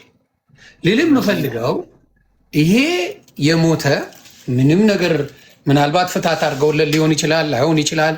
እሱ ሌላ ጥያቄ ነው። ግን እዚህ ጋር በሞተው ስንመጣ የሰው ልጅ ህይወቱ በስጋ መሞት ብቻ የሚቋረጥ አይደለም። የሰው ልጅ ህይወት ዘላለማዊ እንደሆነ መጽሐፍ ቅዱስ ይናገራል። ዘላለማዊ ነን እኛ በስጋ እንጂ የምናርፈው ወይ በሲኦል እንሰቃያለን ወይ ደግሞ በገነት እንሆናለን። ዳብን ሰይድ ይሄኛው እንዴት አንድ የሞተ ከሞተ በኋላ ምንም ነገር የለም ለሚሉ ሰዎች የሞተ የሬሳ አጽም የቅዱሳን አጽም እንዴት አንድ ሰው ከሬሳ ከሞት ሊያስነሳው ይችላል? የኔ ጥያቄ። ከዚህ ቀጥሎ ደግሞ የእነንትናን መናገር እችላለሁ። የነ ማንን የሉቃስ ወንጌል ላይ እሄዳለሁ። ይህንን ያዝልኝና ወደ ሉቃስ ወንጌል ልሄድ። ሁሌ የማነሳው ስለሆነ የሉቃስ ወንጌልን ሁሌ የማነሳው ጥያቄ ነው። የማነሳው ምንድን ነው? የሉቃስ ወንጌል ምዕራፍ 16 ቁጥር 18ን ይልኝ የሉቃስ ወንጌል 18 ምዕራፍ 16 ቁጥር 18 ሉቃስ 16 ከ18 ጀምሮ ከ19 ጀምሮ አክቹዋሊ ከ19 ጀምሮ ምን ይላል መሰለ? አብርሃም ወይ ማረኝ የሚለው የሞተ ህይወትን የሞተ ሬሳ እንደሆነ ነው የምነግርህ። ምንድነው? ቀይ ልብስና ቀጭን የተልባ እግር የለበሰ አንድ ባለጠጋ ሰው ነበረ። ዕለት ዕለትም እየተመቸው በደስታ ይኖር ነበር። አልዓዛርም የሚባል ድሃ በቁስል ተወርሶ በደጁ ተኝቶ ነበር። ከባለጠጋው ማዕድ ከሚወድቀው ፍርፋሪ ሊጠግብ ይመኝ ነበር። ውሾች እንኳን መጥተው ቁስሎቹን ይልሱ ነበር። ድሃውም ሞተ፣ መላእክትም ወደ አብርሃም እቅፍ ወሰዱት። ባለጠጋው ሞተና ተቀበረ። በሲኦልም በስቃይ ያለ አሻቅቦ አብርሃምን በሩቅ አልዓዛርንም በቅፉ። ከዛ እርሱም እየጮኸ አብርሃም አባት ወይ ማረኝ። የሞተ ነፍስ ነው እንግዲህ ማረኝ አለ፣ ጠየቀ። ገባ?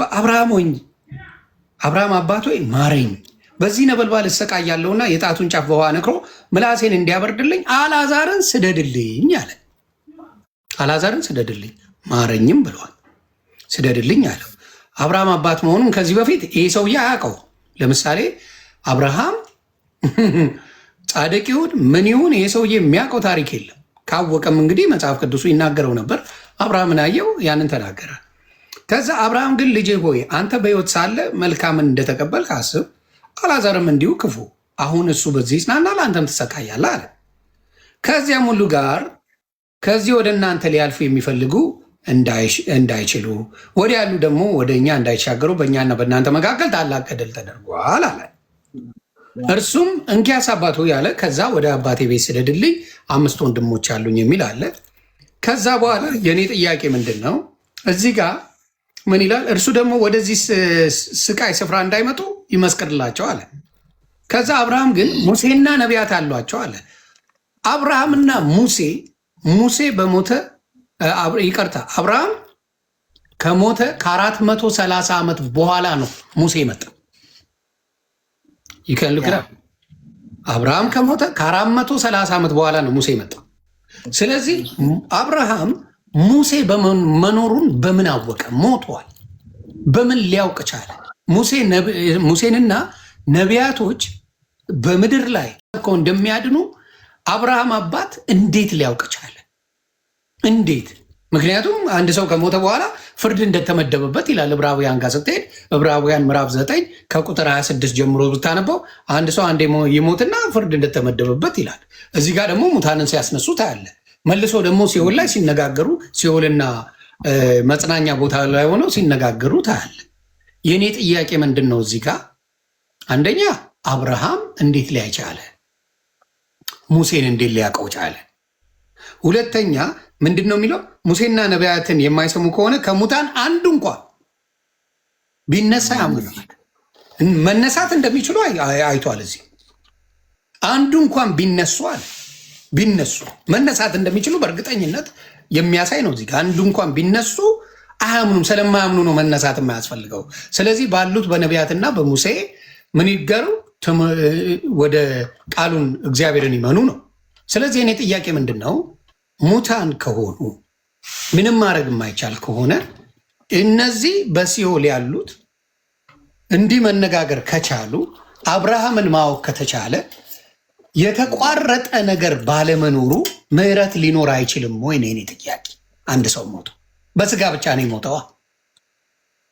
አሁን ይሄን ጥያቄ እንድትመልስልኝ ነው። ክላሪ ደግሜ ላለመጠየቅ ነው ጊዜ ወሰድኩት፣ ይቅርታ። እሺ አንተ ልትል የፈለከው ያው የሞቱ ሰዎች ወይ ይማልዳሉ ወደሚል ለመሄድ ነው አይደል?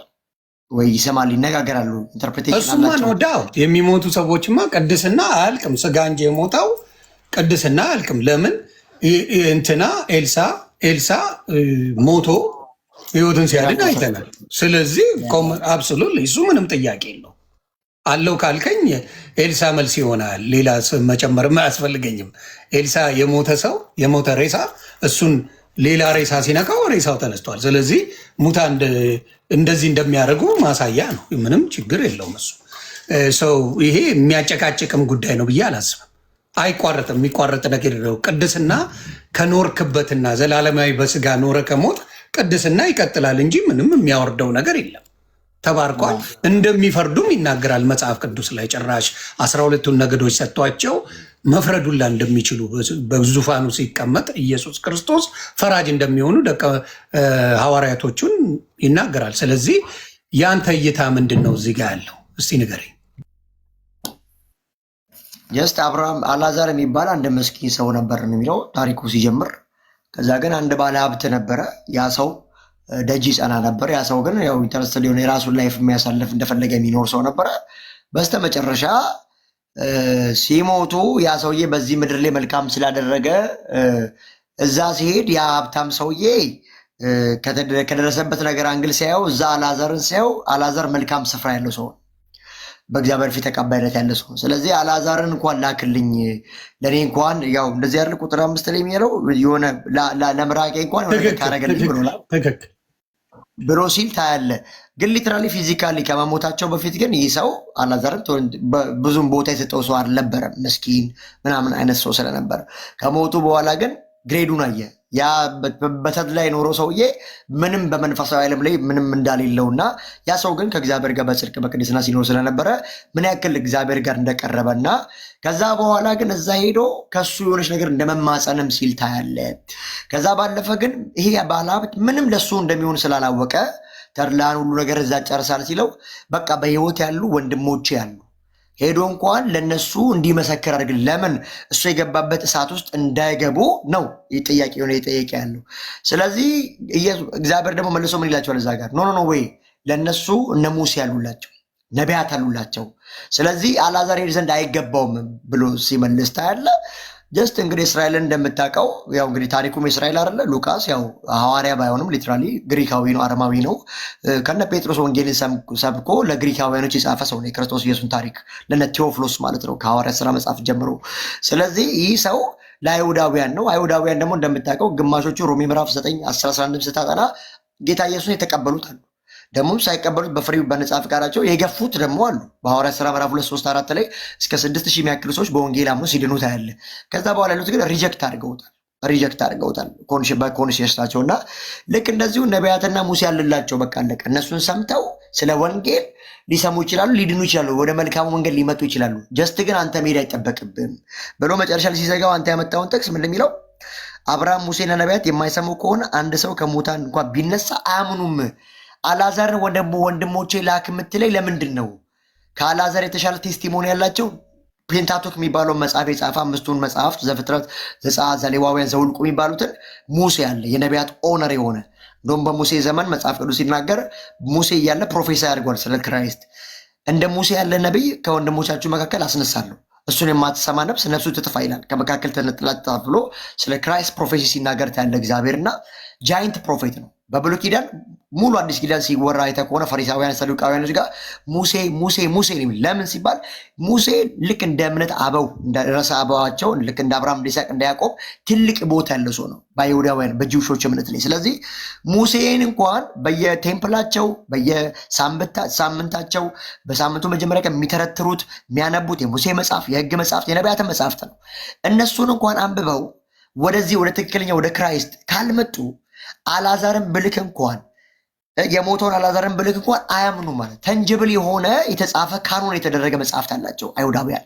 እነዚህ አፖክሪፋ ሲዶግሮፌ ምናምን የሚባሉ መጽሐፍቶች አላቸው። በእግዚአብሔር መንፈስ የጻፉ ደግሞ በእግዚአብሔር መንፈስ ያልጻፉ የሚባሉ አሉ። አሁን እስራኤል ሀገር ብትሄድ አንተ አፖክሪፋ እና ሲዶግራፊ የሚባሉ አሉ። በእግዚአብሔር መንፈስ ያለባቸው ካኖን የተደረጉ 39 የብሉይ ኪዳን መጽሐፍት ተብሎ የሚሰጡ አሉ።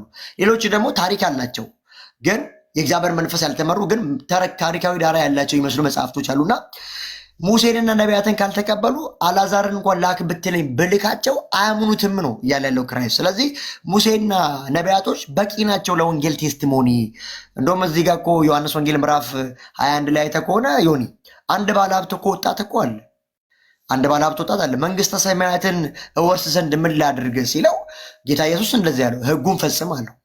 ህጉን ፈጽም፣ ስነስርዓቱን ጠብቅ፣ አስራት አውጣ ሲለው ህጉን ፈጽም ያለው ስነስርዓት አውጣች ያለው ብለው ሲለው ይሄ ብላቴና ይሄ ሁሉ አድርገሃል አለው። አሁን አንድ ነገር ቀርተዋል አለው። ያለን ሀብት ሁሉ ሽጠ ተከተለኝ ሲለው ታያለህ።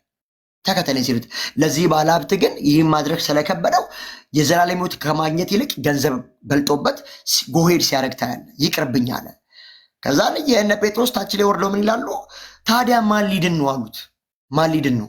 ባለሀብት ጎፈንድሚ አድርጎ ረድቶ መልካም ስራ ሰርቶ የማይድን ከሆነ ታዲያ እንዴት ሊዳን ነው ሲሉት ኖ አለ ጌታ ኢየሱስ። እንደዚህ ያላቸው ለሰው የማይቻል ለእግዚአብሔር ይቻላል ሲላቸው ታያለ። መጨረሻ 20 ምናምን ላይ ጴጥሮስ ኢንፎርሜሽን ውስጥ ግን ያለው ምንድን ነው? ብር ያለው ሰው በገንዘቡ ጎፈንድ አድርጎ አበልቶ አጠጥቶ የዘላለም ሕይወት በመርዳት የሚገኝ ይመስላቸው ነበር እነሱ። ተባረክ። እኔ ምን መሰለ እዚህ ጋር የኔ ጥያቄ ምንድን ነው? አብርሃም እንዴት ሙሴን ሊያውቀው ቻለ ነው። የ430 ዓመት ልዩነት ያላቸው አብርሃም ከሞተ ከ430 ዓመት በኋላ ሙሴ መጣ። እነ ሙሴን አብርሃም እንዴት ላያቸው ቻለ? በምን በኩል አያቸው? ሞቷል። ምንም የሚያውቀው ታሪክ የለም። ስለ ምድር የሚያውቀው የለም። ፍርድ ነው የሚጠብቀው አይደለ? ፍርድ ከሆነ የሚጠብቀው አብርሃም እንዴት ሙሴን ሊያውቀው ቻለ? እሱን ኤክስፕሌን አድርግልኝ። that's all I needed። እሷን ኤክስፕሌን አድርግልኝ። እንዴት ሊያውቅ ቻለ? እስቲ ንገረኝ። እዚህ ጋር ደግሞ ይሄን መልሳለሁ። ከዚህ ጋር በተያያዘ አንድ ደግሞ ለአንተ የምነግርህ ነገር ሙሴ እነዚህ 5ቱ መጽሐፍት ሲጽፍ ሙሴ በተለይ ዘፍጥረት መጽሐፍ ላይ አልነበረም። ሙሴ ባይዘው ሆልዶን ዘጸአት ምዕራፍ 2 ላይ ሙሴ የሚወለደው ሙሴ እንዴት ነው ታዲያ ዘፍጥረትን መጽሐፍ ታሪክ ሁሉ የጻፈው የሚል ጥያቄ ሊነሳ ይችላል። ዘፍጥረትን መጽሐፍ ወደ ኋላ ተመልሶ መንፈስ ቅዱስ ነው ባይዘው ሙሴን ዘፍጥረት መጽሐፍ ላይ መጀመሪያ ሙሴማ በሕይወት አለ ሐዋርያ ኖ ወይ ሙሴ በሕይወት አለ መልስላለሁ። ሙሴ በሕይወት አለ። በሕይወት ኖሮ በመንፈስ ቅዱስማ ይጽፈዋል። አሁን እነ ሉቃስም ሌሎችም እኮ ጎሄ ጽፈውታል። ልክ እንደዚህ አሁንም ማውራ ምንድን ነው? አብርሃም ሞቷል። ይዝጋው በስጋ ሞቷል። ስለዚህ በስጋ ሞቷል። ከሙሴ ጋር በምንም የሚገናኙት ነገር የለም። ሙሴ ይኑር አይኑር የሚያውቀው ታሪክ የለም። ሞቷል። ከሞተ ሙሴን በምን በኩል አየው አብርሃም? ይህንን ነው የምጠይቀኝ አባት። በምን አየው? ቤት በኩል። ምክንያቱም የሞተ ሰው ነው። ሙሴ በነበረበት ጊዜ 430 ዓመት አብሮት አልኖረም፣ አያውቀውም። ሰማይ ቤት ሆኖ ሙሴን መኖሩን ለዛ ለባለ ሀብቱ በሲኦል ለሚሰቃየው ነገረው። እንዴት አወቀ ሙሴን? አብርሃም እንዴት ሙሴን ሊያውቀው ቻለ? እስቲ ንገረኝ። እሱን ንገረኝ። በቃ እሱን ኤክስፕሌን አድርግልኝ። ስለዚህ ቅዱሳን በላይፍ ይኖራሉ። ዘላለማዊ ሆነው ማየት እንደሚችሉ ማረጋገጫ ነው። ሙሴን አይቶታል፣ አያውቀውም። ግን ሙሴ ቅዱሳንን አብርሃም ማየት እንደሚችል እዚህ ጋር ማሳያ ነው። ስለዚህ እስቲ ንገረኝ። አብርሃምን እንኳን አንተ ባልከውን እንቀበል። ሌሎችን ቅዱሳን ግን እዚህ ጥቅስ ላይ መቶ መስፋት ደግሞ አስቸጋሪ ነው። ሌሎችን ምን? አሁን አብርሃም ሊትራሊ ዮሐንስ ወንጌል እዚህ ሉቃስ ወንጌል ምዕራፍ 16 ላይ ስለ አብርሃም ታሪክ ተነግሯል። አብርሃም አይቷል ብትለኝ አብርሃምን እቀበላለሁ፣ እኔም አምናለሁ ብትለው። ሌሎች ቅዱሳንን ግን አምጥተህ ያልተጻፈላቸውን ያልገቡበትን እዚህ ጋር እናስታክክ ብትለው አብርሃም ቅዱስ ከሆነ የክርስቶስን መንገድ የሚከተሉ በሙሉ ቅዱሳን ናቸው አይደል? የክርስቶስን በአብ ወልድ በመንፈስ ቅዱስ ተጠምቀው በክርስቶስ የሚያምኑ በሙሉ ቅዱሳን ናቸው አይደል? ወደሚገቡት ወደ መንግስተ ሰማያት ነው። ስለዚህ አብርሃም ቅዱስ ሆኖ ካየ ሌሎች ቅዱሶች ሙሴም ያያል ሲገባ ማለት ነው፣ ሞቶ ሲገባ ያያል። ሌሎችም ቅዱሳናቶች መጽሐፍ ቅዱስ ላይ የሚጠሯቸው በሙሉ ይገባሉ ማለት ነው አይደል? እስቲ ሌሎች ቅዱሳን ስትል እነማንን ነው አንተ የምትለው? ሌሎች አሁን ሙሴ ገብተዋል፣ ሙሴ ይገባል፣ ምክንያቱም ታይቷል። ሙሴ እንደገባ ደግሞ ማረጋገጫ አለው። አየህ፣ ሙሴና ኤልያስን ክርስቶስን ሙሴና ኤልያስን ይቅርታ አንድ ላይ አይተዋል። ኢየሱስ ክርስቶስ ወስዶ ጸሎት በሚያደርጋቸው አብሯቸው ጸሎት በሚያደርግ ጊዜ እንዲያውም ደመና መጥቶ ጋረዳቸው፣ ለምን እንዳይሳሳቱ። ስለዚህ የምነግርህ ምንድን ነው፣ ሙሴም ደግሞ እንደገባ ታይቷል። ስለዚህ ቅዱሳን በሙሉ የሚገቡ ከሆነ እነዛ ቅዱሳን እዚህ እንደሚያዩ ያውቃል ማለት ማየት ይችላሉ ማለት ነው። እኔ እኮ የሆነ ጥያቄ ምንድን ነው አብርሃም ካልከኝ ስክሪፕቸራል አብርሃምን እንደዚህ አንዳነሳው እንደ እግዚአብሔር ቃል ሙሴን ልቀበል ይችላለሁ። እዚህ ጋር ግን በቅዱሳን ሌሎች ሰዎች መጥተው የሚገቡ ከሆነ እሱን ደግሞ ያልቀበልም ባይዘው። እንዴት አብርሃምን ተቀበልከው? እሱን ምንም ቶለሬት ማድረግ አትችልም፣ ዲናይ ማድረግ ማትችለው። ተባረክልኝ። አብርሃምን ከተቀበልከው ሌሎች ቅዱሳኖች ማድረግ እንዴት ይሳናቸዋል? ለአብርሃም ብቻ የተሰጠ ስጦታ ነው። እነማን ነገርኩ እኮ ሙሴን አልኩ። ሌሎችን እያየን ነው የምንጠራው። ለምን መሰለ ሙሴን አልኩ። አሁን ለምሳሌ ሙሴን ቶ ከዚህ ከትርምስት ግራውንድ ጋር ሌሎች እኛ ጳውሎስን ልጥራው። ጳውሎስ ቅዱስ አይደለም? ጳውሎስ ቅዱስ ነው። እዚህ ድርሰት ላይ ግን ጳውሎስ የለም። ግን አንዱን ቅዱስ ሲናገር በክርስቶስ የሆኑ በሙሉ ቅዱሳን ናቸው። ድኛለሁ የምትል ሰው ከሆነ አንተ የዳንክ ከሆነ የዳነ ሰው ሌሎችን የማያድንበት ምንም ሪዝን የለው። ሌሎችን የማያድንበት ሌሎችን ወደ መንፈስ ቅዱስ የማይጠራበት ምንም ምክንያት የለውም። አንተ እኮ ነገርከኝ። አሁን አብርሃምን አምነህልኛል፣ እያየን እንጨምራለን። ቅዱሳን እሺ ያደርጉ። አሁን ወደ ምን ልትመጣ ነው? ዞሮ ወደ ምን ልትመጣ ነው? አዘንድ ኦፍ ዘዴ ሀሳብ ምንድን ነው? ሀሳቤ ምንድን ነው መሰለ? አሁን ቅዱሳን አሁን ባየ ነው። አብርሃም እንግዲህ ቅዱስ ነው። አብርሃም ከቻለ አማለደ ማለት ነው። ራይት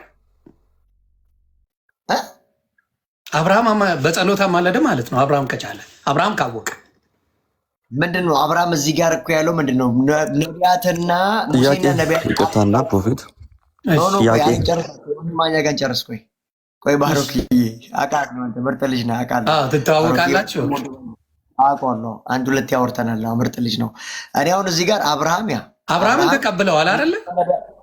ለምን አብርሃም ሪኮመንዴሽን ያደረገው እኮ ስለነማን ነው? ሙሴና ነቢያት ሙሴ ነው የተናገረው። የስ አብርሃምን አልዓዛርን ከሞት ማስነሳት ሙሴ ለምንድን አብርሃም ሙሴን እንዴት ሪኮመንድ አደረገ? እሱን ነው መጀመሪያ ማየት ያለብህ። ፕሮፌት በጣም የታወቀ ነቢያት መሆኑን አንተ ነገርከኝ። ሙሴንና ነቢያቶችን ብለህ ነገርከኝ። አብርሃም ሞቷል። አብርሃም በዛ ቦታ የለም፣ በዛ ስፍራ የለም። የ430 ዓመት ልዩነት አላቸው። ዋይ ሂ ሪኮመንድ ዳት? የማያውቀውን ነገር እንዴት ሪኮመንድ ሊያደርግ ቻለ? አብርሃም እንዴት ሪኮመንድ አደረገ? ዋት ፎር? ጌታ አውቆ ማን ነግሮት? ሚስጥሩ ማን ነገረው? እስቲ ንገረኝ። ማን ነገረው? ይህ ሚስጥር ተቀብያለሁ እኮ በእኔ አግሪ ነኝ። ግን ምንድን ነው የኔ ጥያቄ? አብርሃም ራሱ ሎኬት ያደረገው እኮ ቀጥታ የራሱ ሜንሽን ነቢያትና ሙሴ ያሉላችሁ ነው እንጂ የመጨረሻው ዲሲሽኑ አልዓዛርን ከሞት ማስነሳት፣ አልዓዛርን ከሞት አስነስቶ ወደ ወንድሞች መላክ ትርጉም የለውም ለነሱ። ለምን አለ? ለምን መሰለ? እንደሱ ያደረገበት ምክንያት ምንድን ነው? አሁን ለምሳሌ ባይ ኔቸር ኢየሱስ ክርስቶስን ያልተቀበሉት እንኳን እሱ ካርፔንተር ነው ብለው ስላልሰቡ ነው። ከቅድስት ድንግል ማርያም መወለዱን ከምናውቃት ተወለደች ብለው ነው ያልፈለጉት። እንዴ የምናውቀው አይደል እንዴ ያሉት ምኖቹ? ፈሪሳውያን፣ አይሁዳውያን ምንድን ያለ የምናውቀው አይደል እንዴ? የማርያም ልጅ ወንድሞቹ እናውቅ የለ እንዴ? ምንድነው ጌታ ነኝ እያለ የመጣው ብለው ይላል። አሁን ያ በቁስል ሲማቀቅ የሚያውቁትን ልጅ መቶ ትድናላችሁ ቢላቸው ሊሰማቸው ነው? ማን ነው የሚሰማው? ስለዚህ አብርሃም ጥበበኛ በእግዚአብሔር የኖረ ስለሆነ ይሄ ቁስላሙ ተነስቶ ሄደ ቢባል ይሄ የታባቃ አለው ነው የሚለው። አያውቁትም ራሱ ወይም ደግሞ ቢያውቁትም ደግሞ ይሄ ሰውዬ ምንድን ነው እዚህ ግባ የሚባል አይደለም። ስለዚህ በጥበብና በምን ስለሚናገር አብርሃም ትክክለኛ ነገሩን እነሱን ካልሰሙ ምን አይሆኑም። አንተ ብትሄድ ማስነሳት ይችላል። እንደማይሰሙት እርግጠኛ ስለሆነ ነው አብርሃም የነገረው። ሌላው ምነግር ምንድን ነው፣ ለምንድን ነው አብርሃም በሲኦልና በገነት መካከል ያለውን ልዩነት ራሱ ግልጽ አድርጎ ሊነግር የቻለው? ምን አገባው? ምን አግብቶት? ይህን ማድረግ የሚችለው እግዚአብሔር አምላክ ነው። ይህን የሚያደርገው ኢየሱስ ክርስቶስ ነው። ቅዱሳን ማድረግ የለባቸው። ዳስ ናት ሂዝ ጃብ። እናንተ በምትሉ ከሆነ አብርሃም ዝም ብሎ ወይ መጽደቅ ነው ወይ ሲኦል መግባት ነው ያለበት። ወይ ሲኦል ይገባል ወይ ይጸድቃል። ስለዚህ ወይ የሚጸድቀው ወይ ሲኦል የሚገባው ስለ ገነትና ስለ ሲኦል በጣም አብራራለት።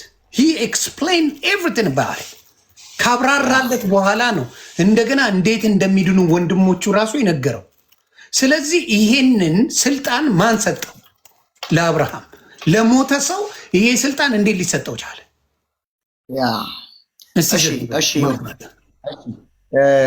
እኔ አሁን ቅድም የማቴዎስ ወንጌል ምዕራፍ 21ንም ያነሳሁት ኢየሱስ ሁሉንም ወንጌላት መጽሐፍ ላይ ሲተውን ሲናገር ኢየሱስ ራሱ ነው ተናጋሪው ኢየሱስ ነው። አብርሃም በዛ ሰመቱ ፈንክሽን ሲያደርግ አይደለም ስክሪፕት የተደረገው። አንድ የምትይዝልኝ ነገር ኢየሱስ ነው ተናጋሪው እኮ። እዚያውን የአልዓዛርን ታሪክ ሲናገር እዚህ ስራ አስሬ ይቅርታ ምሳሌ ለምትሉ መጽሐፍ ቅዱስ ላይ ተረት አይደለም ምሳሌ መጣው። እዚህ ጋር መጽሐፍ ቅዱስ ላይ ኢየሱስ ክርስቶስ የተናገረው ነው። አይዟችሁ ቀዳችሁ ካልጣላችሁት ቤተሰብ የመጽሐፍ ቅዱስ ነገር ነው እየተናገርኩ ያለሁት። አይዟችሁ አትናደድ። ሊትራሊ ራሱ አብርሃም ሜንሽን አድርጎ አብርሃም መጥቶ አይደለም እያወራ ያለው። ክፍሉን በደንብ ካጠናው በደንብ ኮምፕሮማይዝ ካደረገው መጥቶ ተናጋሪው አዛ ታይም ራሱ አብርሃም አይደለም። አብርሃምን ልተውልህ፣ ሌላ እመጣልሃለሁ። ልጨርሳሽ። አብርሃምን መተው እችላለሁ። አይዞህ አብርሃም አይደለም። ወደ ሌላ እናልፋለን። ቆይ ልንገርህ፣ እዚህ ስፍራ ላይ በትንሹም ሳነብ ስለነበረ ለዛ ብዬ ነው። አንድ ልጨርሳ። አንተ እያወጣህ ልጨርስ ነገሩ። ምሳሌ ለምትሉ ሌላ ይዤላችሁ እመጣለሁ። አይዟችሁ። ስለዚህ እያወራ ያለው ራሱ ኢየሱስ ነው። በዛው ሰዓት ናው ምሳሌዎቹ በሚነገራቸው ሰዓት በዛ ጊዜ ራሱ አብርሃም መጥቶ አይደለም የተናገረ ያለው። ስለ አብርሃም ኢየሱስ ነው የተናገረ ያለው። ስለ ሙሴና ስለ ነቢያት ጽፈውላቸዋል ብለው አብርሃምን ዲያሎግ ውስጥ አስገብቶ እያወራ ያለው ኢየሱስ እንደሆነ መርሳት የለብህም። ራስን በትልቁ አድርገው እኛ ጋር ማብራት ለአንተ ሀሳብ ልክ የሚሆነው ዮኒ አብርሃም መጥቶ ቢናገር ነው። ተናጋሪው ግን ኢየሱስ ነው። መጨረሻው ግን የት ነው ስትል የመጨረሻው ቁጥር ራሱ ነቢያትና ሙሴ ያሉላቸው የሚል ክሌም እንጂ የሚሰጠው ናዌዴስ አብርሃም እንደዛ ያደርጋል የሚል ፍቺ የለውም። እንደዛ ያወራ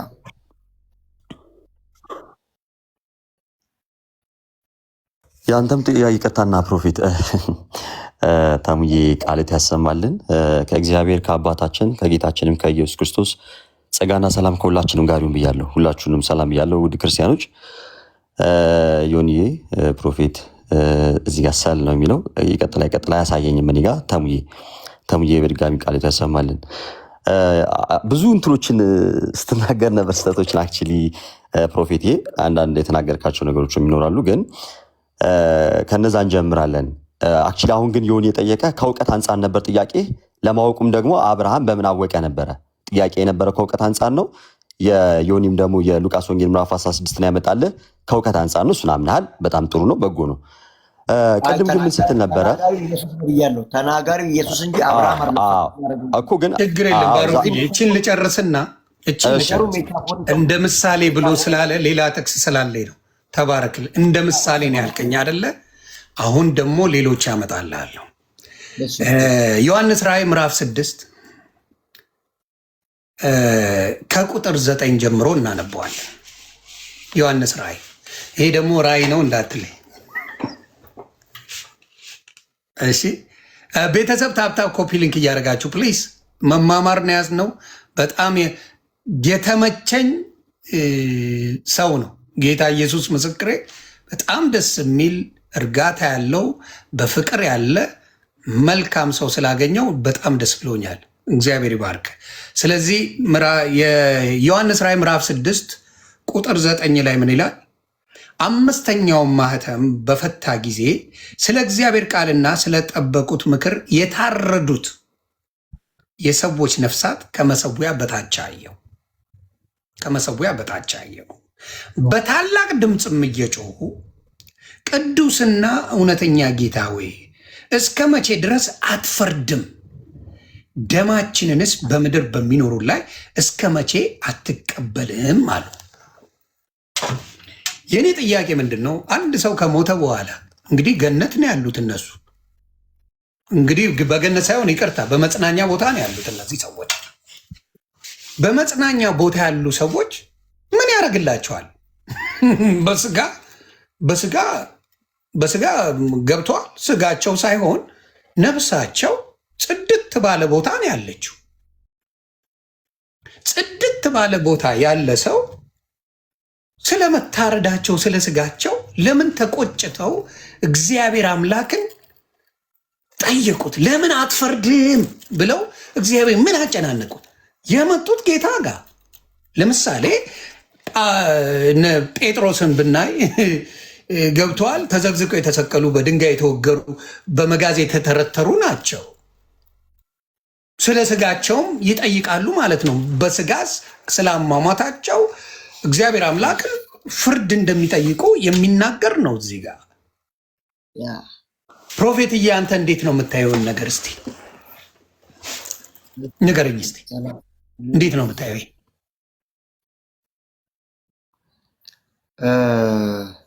እዚህ ጋር እንግዲህ እኔ አሁን ጀስት በጣም ሞሮፍ ተዘጋጅቼበት የመጣዎቹ ሀሳቦች አይደሉም። ጀስት ግን ላይ በላይ የኔ ፐርስፔክቲቭ ማስቀመጥ እችላለሁ። ሌላ ጊዜ ግን በደንብ በብዙ ነገሮች ላይ በደንብ እናወራለን ብዬ አስባለሁ። ያው እንግዲህ ይሄ አሁን በእኛ መረዳት ከዮሐንስ ራእይ ምዕራፍ 4 በኋላ ቤተክርስቲያን የለችም ብለን ሲጀመር ምናምን ፍሮም ዘ ቢጊኒንግ። ስለዚህ ከቤተክርስቲያን ንጥቀት በኋላ ያለ ፈንክሽን ስለሆነ ጀስት አሁን ናዋይዴስ እንደሚሆን አድርገን ማሰብ የሆነ ትንሽ ስህተት ሊፈጠር ይችላል። ለመሰለ ከዚህ ከሰባቱ በፈለግከው አስበው። እዚህ መጽሐፍ ቅዱሱ በሚለው አንተ በምትፈልገው ኤክስፕሌን አድርግልኝ። whatever you want አንተ በምትፈልገው መጽሐፍ ቅዱሱ የሚለውን አንተ ዘግበኝ። መጽሐፍ ቅዱስ የሚለውን የጠቀስኩልህ ዮሐንስ ራእይ ነው የመጨረሻው እስከምናውቀው። ዮሐንስ ራእይ ላይ በደንብ አድርጎ በስጋ ነው የሞቱት፣ በነፍስ ግን ከጌታ ጋር ናቸው። እነዚህ ሰዎች ድነዋል። በነፍሳቸው አብሶሉት የዳኑ ናቸው። ግን ስለ ደማቸው ስለታረዱበት በደል ስለደረሰባቸው አምላካቸውን ይጠይቃሉ። ስለዚህ አንተ በምትፈልገው ዘግበኝ አባቴ። እሱን ነው የምፈልገው። እሺ ራእይ ምዕራፍ 6 ቁጥር 9 ላይ ነው ያሰብከው ያወራው። እዛ ላይ እናወራለን። እኛ ግን እምነታችን ምንድን ነው? ቤተክርስቲያን ምዕራፍ 4 ላይ የለችም ነው። ከምዕራፍ 4 በኋላ እቺ እውነተኛይቷ ቤተክርስቲያን ትነጠቃለች። ጀመር መለከት ከምዕራፍ 4 በኋላ የሚደረጉት ማለት ነው የሚላለ እንደዛ መጽሐፍ ቅዱስ ላይ እንትኑ ነው የምታየው። ምዕራፍ 4 ላይ ምን ይላል? ከዛ በኋላ የለም። ቤተክርስቲያን ትነጠቃለች። በኋላ ያለውን አትቀበለው። ምን ራእይ እኮ ሲጀመር እኮ ተውኔታዊ ነው እኮ ገና የሚፈጸም ነው። ፊውቸር እኮ የሚፈጸም ነው። ሌላ ጊዜ እንደው ራእይ መጽሐፍን በደንብ ማየት ካለበት ቤተክርስቲያን መች ነው የምትነጠቀው? እኔ 6ኛው ምዕራፍ ላይ ስለገባው 4 ላይ ገተርክብኝ ስላልገባ ይቅርታ።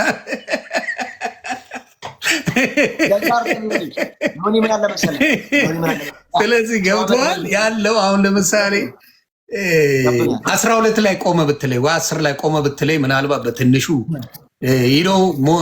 ኦኬ ልልህ ይችላለሁ። ግን ምዕራፍ 4 ብለህ ከዘጋው 6ን ላለመድረስ እኔ አወራበታለሁ። የተረዳሁት አወራበታለሁ። ችግር የለውም። ከ4 በኋላ አትቀበሉም ማለት ነው። አሁን አንተ እንደምትለኝ ከ4 በኋላ ያለውን አትቀበሉትም። 22 እስከ መጨረሻው ነው የምንቀበለው። ግን 22ቱ ምዕራፍ ምድር ላይ ያለ የሚፈጸም አይደለም። ቤተክርስቲያን ከተነጠቀች በኋላ 7 ዓመት መከራ አለ በአይሁዳውያን። የት አለ ንገረኛ። ኖ መጽሐፍ ቅዱስ አይደል ምናምን ነው። ከየት አምጥተህ ነው እሱን የምታምነው? ማብራት መጽሐፍ ቅዱስ ነው የምታምነው አይደለ? የተጨመረ ነገር አትፈልግም። ቆይ የተጨመረ ነገር አትፈልግም። ከየት አመጣው እሱ? ሰፊ ጊዜ እኮ እንገናኛለን አይደል? ዛሬ ብቻ እኮ ነገረኛ ከመጽሐፍ ቅዱስ ውጪ ብለኸኛል። ኖ እንደዛ አይደለም። ከመጽሐፍ ቅዱስ ውጪ አታምንም አይደል አንተ? ያስ ከመጽሐፍ ቅዱስ ውጪ የማታምን ከሆነ እንደዛ ሚል ከየት ልታገኘው ቻል? ካንተ ዘግበህ ምን አሁን ለምሳሌ ቤተክርስቲያን ትነጠቃለች፣ ለሌላ ትሰጣለች። ከዛ በኋላ መለከት ይነፋል፣ ሌሎቹ ይመጣሉ፣ 1000 ዓመት ሰይጣን ይታሰራል ምናምን የሚል ትምህርቶች አሉ። ከየት ይመጣ? ይህ መጽሐፍ ቅዱሳዊ ነው። ራእይ መጽሐፍ ነው የሚነግረን። ራእይ ላይ ይናገራል አይደለ? አንተ ከአራት በኋላ ካልተቀበልከው እንዴት ነው የምታውቀው? ካልተቀበልክ እኮ አይደለም ዮኒ። አሁንም ያ በጥሩ ፐርስፔክቲቭ ሰማኝ። ከአራት በኋላ ቤተክርስቲያን ትነጠቃለች፣ መለከት ይነፋሉ እያልኩ ያለሁት። ከዛ በኋላ ከ5 እስከ መጨረሻው የሚደረገው ቤተክርስቲያን ከተነጠቀች በኋላ እዚህ ምድር ላይ አሕዛቦች ይቀራሉ፣ ያላመኖች ይቀራሉ። በዛ ጊዜ አይሁድ ላይ ትልቅ መከራ ይመጣል፣ 7 ዓመት መከራ። ከዛ በኋላ ወደ 1000 ዓመት መንግስት ይገባል። በአምባው ላይ ከነጩ ፈረስ ጋር ቤተክርስቲያን ደግሞ ለንግስና ትመጣለች። በዳዊት ዙፋን ላይ የሚነግሰው ክራይስት ከቅዱሳን ጋር ይመጣል። ከ1000 ዓመት መንግስት በኋላ ደግሞ እኔ ያልኳትን 6ን ላለመጥቀስ ነው አይደለ? ይሄ ሁላ የምትዞርብኝ 6 ላይ የጠየቁን ፕሮፌት ላለመመለስ ነው አይደል? እዛ በዚህ ምናምን የምትለኝ 6ቷን መልስልኝ። አብርሃምን አልቀበል አልከኝ። እሺ አልኩኝ። እሺ አልኩ። እሺ አብርሃም ምሳሌ ተቀብለኛል ወይስ አብርሃም አልቀበልም እኮ አይደለም። እዛ ጋር እየተወነ የተናገረ ያለው ብኝ እኮ ነው። እኔ ምሳሌ እያሉ አለቀሱብኝና ቆይ እሺ ብዬ ደግሞ ራእይ ላይ መጣሁ። ትንሽ በማቀት በትንሽዬ ነገሯ ራእይ ላይ መጣሁ። ሰዎች እኮ ሁላችንም እኮ ያለን የእውቀት ደረጃ ይለያል። ከኔ ያንተ እኔ ብዙ ማቅሰው አይደለም። እውነቴን ነው የምነግርህ። ብዙ አይደለም። አይ መጽሐፍ ቅዱስም ሲናገር ምን ይላል መሰለህ? ሁሉም በደረሰበት ልክ ይመላለስ ስለሚል እኩል ስታንዳርድ ለምን አሉንም አይባልም። ግን እንዳልኩ አሁን ለምሳሌ የአብርሃምን እንዴት አየው አንተ? መጀመሪያ እሱን ንገረኝና፣ ይቅርታ ሰላምዬ ባሮክም ስላቆየኋችሁ በጣም ይቅርታ። ወደዚህ መጣ። ስለዚህ የአብርሃምን እንዴት ተቀበልከው? እንዴት አየው አንተ? አብርሃምን ነገርኩ። ሜታፎሪክ ነው፣ ተናጋሪው ራሱ ኢየሱስ ነው። ስለዚህ አብርሃም መጥቶ ዲል እያደረገ አይደለም። አብርሃምን ክሌም ያደረገው ሜንሽን ያደረገው ራሱ ኢየሱስ ነው። ኢየሱስ ካረገው ይቀበለዋል አይደል? ከኢየሱስ በላይ ማን ሊሰጥ ነው አልኩ እኮ። ከታማኙ አሁን ለምሳሌ ጳውሎስ ቢለው ይኸውልህ፣ ጳውሎስ ቢለው አይ ዋቴ ነው ምናምን ልትለኝ ትችላለህ። ራሱ ኢየሱስ ክርስቶስ የነገርህን ነገር ኢየሱስ የተናገረውን ኢየሱስ የነገረንን ነገር ኢየሱስ እሱም ብቻ አይደለም፣ ሙሴን በሰማይ ሙሴና ኤልያስን ያሳየ ኢየሱስ ክርስቶስ የተናገረውን ነገር ገብቶሃል? ብዙ ቦታ ነው ያሳየን። እንደ ምሳሌ ከሆነ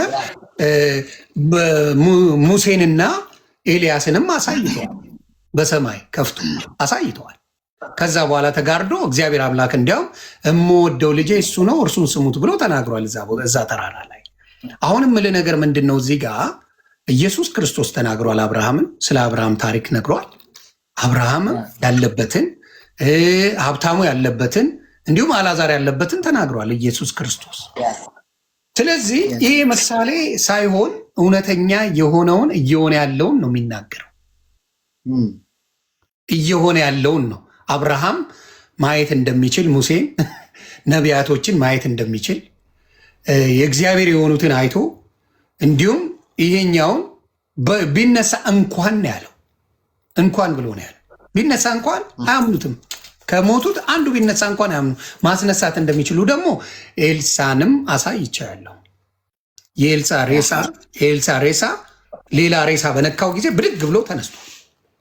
የሞተ ሰው ተነስቷል። ሞተ የተነሳው ያላመኑ ሰዎች አሉ። ስለዚህ ልል የምፈልገው ምንድን ነው? የኔ ጥያቄ ምንድን ነው? ቅዱሳን ሁሉም ቦታ ላይ እንደሚሰሩ አገልግሎታቸው እንደማይቋረጥ ነው እኔ የገባኝ ከመጽሐፍ ቅዱስ ትምህርት።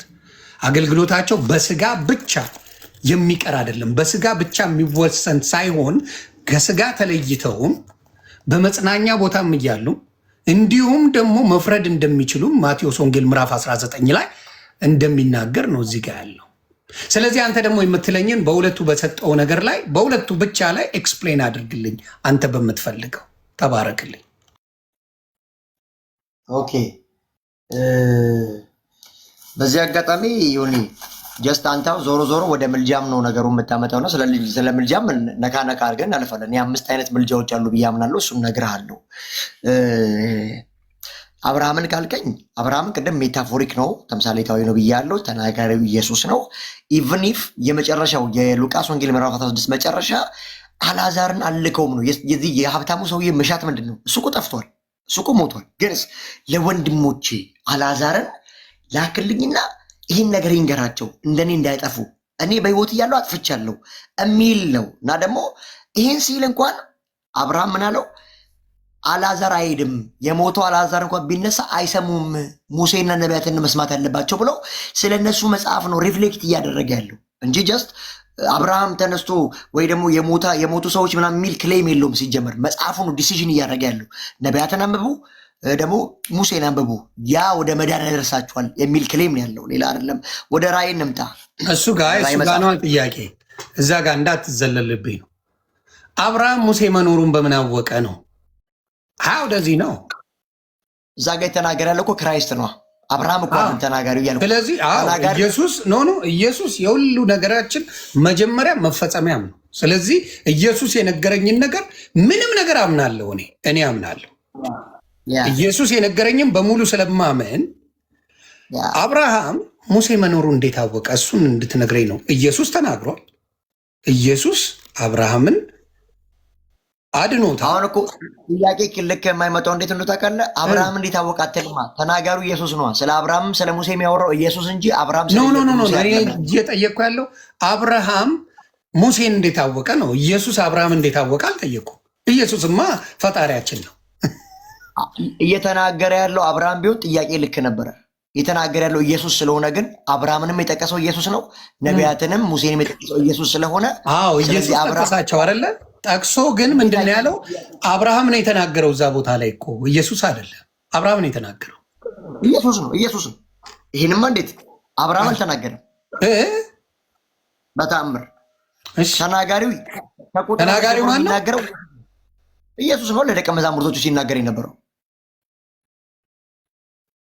ኢየሱስ ነው። ለዛ ነው እኮ ሜታፎሪክ ነው ያልኩ።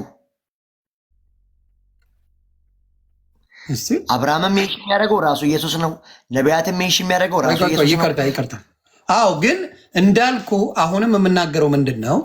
ኢየሱስ ክርስቶስ ስለ አብርሃም ተናገረ አልኩ አይደለ? አሁንም የምጠይቅህ አብርሃም ሙሴ እንዴት አወቀው? ይሄ ነው እኮ ያልተመለሰልኝ የኔ ጥያቄ።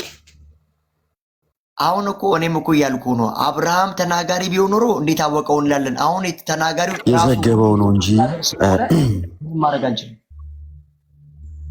የዘገበው ነው እንጂ ተናጋሪዎቹማ እየተነጋገሩ ያሉትን እኮ ነው ጌታ እየተናገረ ያለው።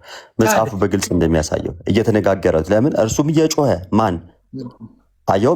በደንብ ስማ። በሲኦልም በስቃይ ሳለ አሻቅቦ አብርሃምን በሩቅ አየ። ከዛስ አልዓዛርን በእቅፉ እርሱም እየጮኸ አብርሃም አባት ሆይ ማረኝ፣ በዚህ ነበልባል እሰቃያለሁና የጣቱን ጫፍ በውሃ ነክሮ መላሴን እንዲያበርድልኝ አልዓዛርን ስደድልኝ አለ።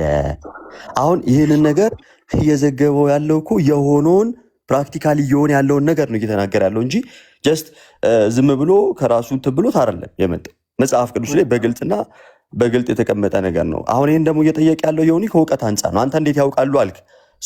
ከምን እውቀት እንደሚናገሩ ሊያሳየ የፈለገው አብርሃም በምን አወቀ ነው። አብርሃም በምን አወቀን ስትመልስለት ቅዱሳን ደግሞ በምን እንደሚያውቁ ይመልስልሃል ማለት ነው። እሺ አብርሃምም አወቀ ቅዱሳንም አወቁ። አዘይሎ ዘሌ ፐርፐዙ ምንድን ነው ነው ያልገባኝ። አንተ በምን ያውቃሉ አልካ። ያው በቃ ስለዚህ ይጸልያሉ ነው፣ ስለኛ ስለሁላችን ይጸልያሉ። ሁሉም እኮ ጸሎታቸው ምን ጥቅም አለው ነው? ጸሎታችን እኛ ወደ ንስሐ እንድንቀርብ ያደርጉናል። ወደ ንስሐ እንድንቀርብ ያደርጉናል። ወደ አንድ ጊዜ ይቅርታና አንድ ጊዜ አሁን ስለገባን አሁን እኛ እንቀጥላለን። የእነሱ ጸሎት እኛን ወደ ምን ይረዳናል ሲባል ወደ ንስሐ እንቀርባለን። ወደ ንስሐ እንቀርባለን። ወደ ክቡር ስጋውና ወደ ክቡር ደሙ እንመጣለን። ቅድም ግን ፕሮፌት ስትናገር አንድ ነገር ተናግረ ነበር። ኦሪየንታልና ግብፅ ስትል ነበር። እሺ ኦሪየንታልና ግብፅ እያያሉ አይ ከመጀመሪያው ከገባሁበት እንትን ልጀምርና ወደዚህ እንገባለን ብዬ ነው። ስለ መዳንም ትንሽ የተሳሳተ ነገር ስትናገር ስለነበረ እያንዳንዱ እውነት ለመናገር ፕሮፌትዬ በጣም ከይቅርታ ጋር የተናገርካቸው ነገሮች ሁሉ ስህተት አላቸው። ከሁሉም ስህተቶች ግን አሳያለሁ። ሁሉንም ስህተቶች እዚሁ በእግዚአብሔር ቃል ማለት ነው። እንደዛ ከሆነ እኔም ሳወራ ብዙ ስህተት ችዬ ነው ቶለሬት አድርጌ ነው። እሺ እኮ አሁን እኛ ከተሳሳትን ከእግዚአብሔር ቃል ማለት ነው። ፕሮፌት አንተ ባልከው ልክ እኔ አሁን እንደዚህ ዲስሪስፔክት አድርጌ አላወራሁም።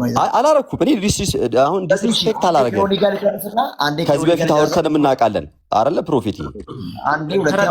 ተደማመጡ። እኔ አሁን ከዮኒ ጋር ስለ መልጃው ባሩኬ ይቀጥላል። እሺ እኮ ረጅም ሰዓት እንትን አለ እና እኛ ጋር በጣም ሌሊት ስለሆነ የገባሁትን እሱ ጋር ላውራና ባሩኬ እናውራለን። ችግር የለም። ከዚህ በፊት ስለ መዳንም ብዙ አውርተናል። ከአንተ ጋርም እኮ ያለስ መድገም ነው። ስለ መዳንም ካወራን ስለዛው ስለ መዳንም ስለተነሳ እዚህ ጋርም ደግሞ 2000 ሰው በላይ ስላለ የሚጠቅመውን መጽሐፍ ቅዱስ የሚናገረውን ነገር በደንብ ብንነጋገርበት ለመዳን ለሰው ሁሉ ይጠቅመዋል ከማለት አንጻር ነውና ቅድም ከይቅርታ ጋር ትንሽ ስህተት ስላየው ነው ስትናገር ዮኒም ደግሞ ስለተነሳ ከኔ ጋር እንቀጥልና እንትን እንላለን። ኦሪየንታልና ግብፅ አሁን ይለያያሉ ብለሃል ቅድም። ቀድመን ያወራነውን ሰምተሃል? ከዛ በፊት እየሰሟችሁ ነበር። ከተሙዬ ጋር ስተወሩ እየሰሟችሁ ነበረ እኮ አላልክም ብለሃል። እሺ ከይቅርታ ጋር እሱ ላለው መልስ እኮ ነው የሰጠው እኮ እንጂ እኮ ፕሮቴስታንቶች እንደምትለያዩ አንድ እንዳሉ ናችሁ እየተናገረ ነበር። ምንም የግልጽ ቀይ አንተ ምን አልክ? ከዛ ኦሪየንታልና ግብፅ ይለያያሉ አልክ አይደለ? ክርስቶስ ባህሪ ላይ ሁለት አይነት ክሌሞች አሉ የሚለውን ለማሳየት ነው። እሺ እኮ ማንና ማን ይለያያሉ አልከኝ። ከዛ ማንንም በለው ችግር የለውም እሱ ማን አልከኝ። ቆይ ይኸውልህ አሁን እኮ አንተ ቅድም ስትናገር ከነበረው ነው። አየህ ችግር የለውም እኮ ዮኒ ከአንተ ጋር ላውራ እንዴ? ተው በቃ ባሮክን ተው አላወራሁም። አይ ንገረው። ባሮክ እኮ የጠየቀው ምን መሰለህ? ቅድም ለእኔም ለተሙሻም ለእኔም ለተሙሻም የግብጿና የኢትዮጵያ ይለያያሉ ብለኸኛል አይደል?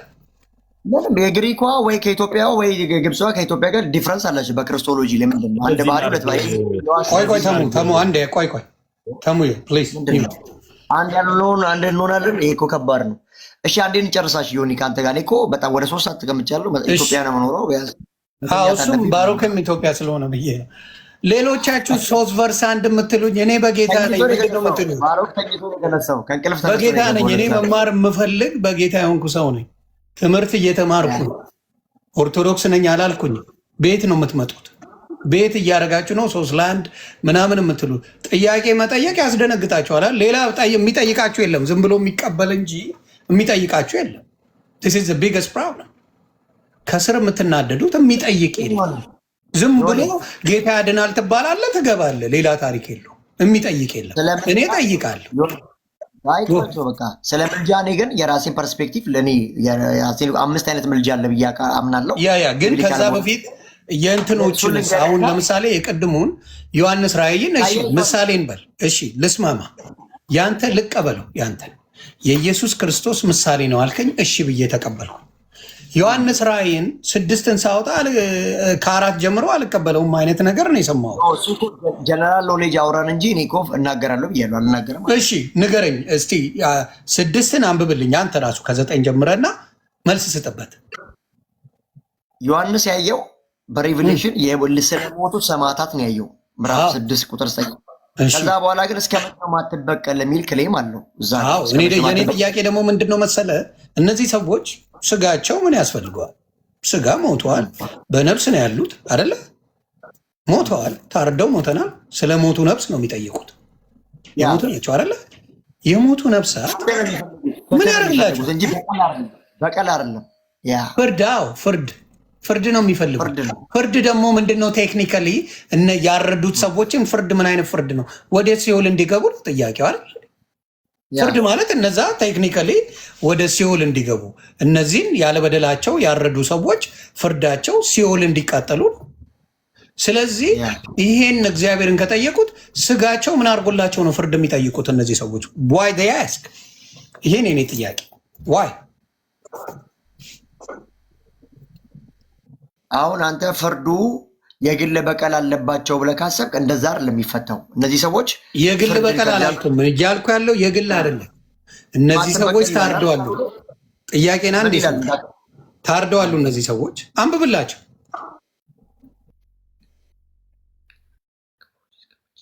ያው እዚህ እኮ መዝሙረ ዳዊት ምዕራፍ 94 ላይ እኮ እንደዚህ አይነት ጥቅሶች አሉ እኮ እንደዚህ ይላል።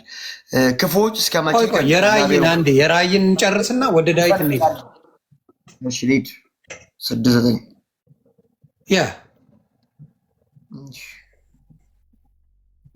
የራእይንና ከዛ ወደ ዳዊትም እንሄዳለን። በቃ ዘሴም የሆነ ቃል ስለሆነ እሺ ራእይ 6:9 እሺ አምስተኛው ማተም በተፈታ ጊዜ ስለ እግዚአብሔር ቃልና ስለጠበቁትም ምስክርነት የታረዱትን ሰዎች ነፍሶች ከመሠዊያው በታች አየው። ያው ዮሐንስ ነው ያየው። እነርሱም በታላቅ ድምፅ ሁሉን የምትገዛ ቅዱስና እውነተኛ ጌታ ሆይ እስከ መቼ አትፈርድም? የፍርድ ጥያቄ ያለባቸው ማለት ነው።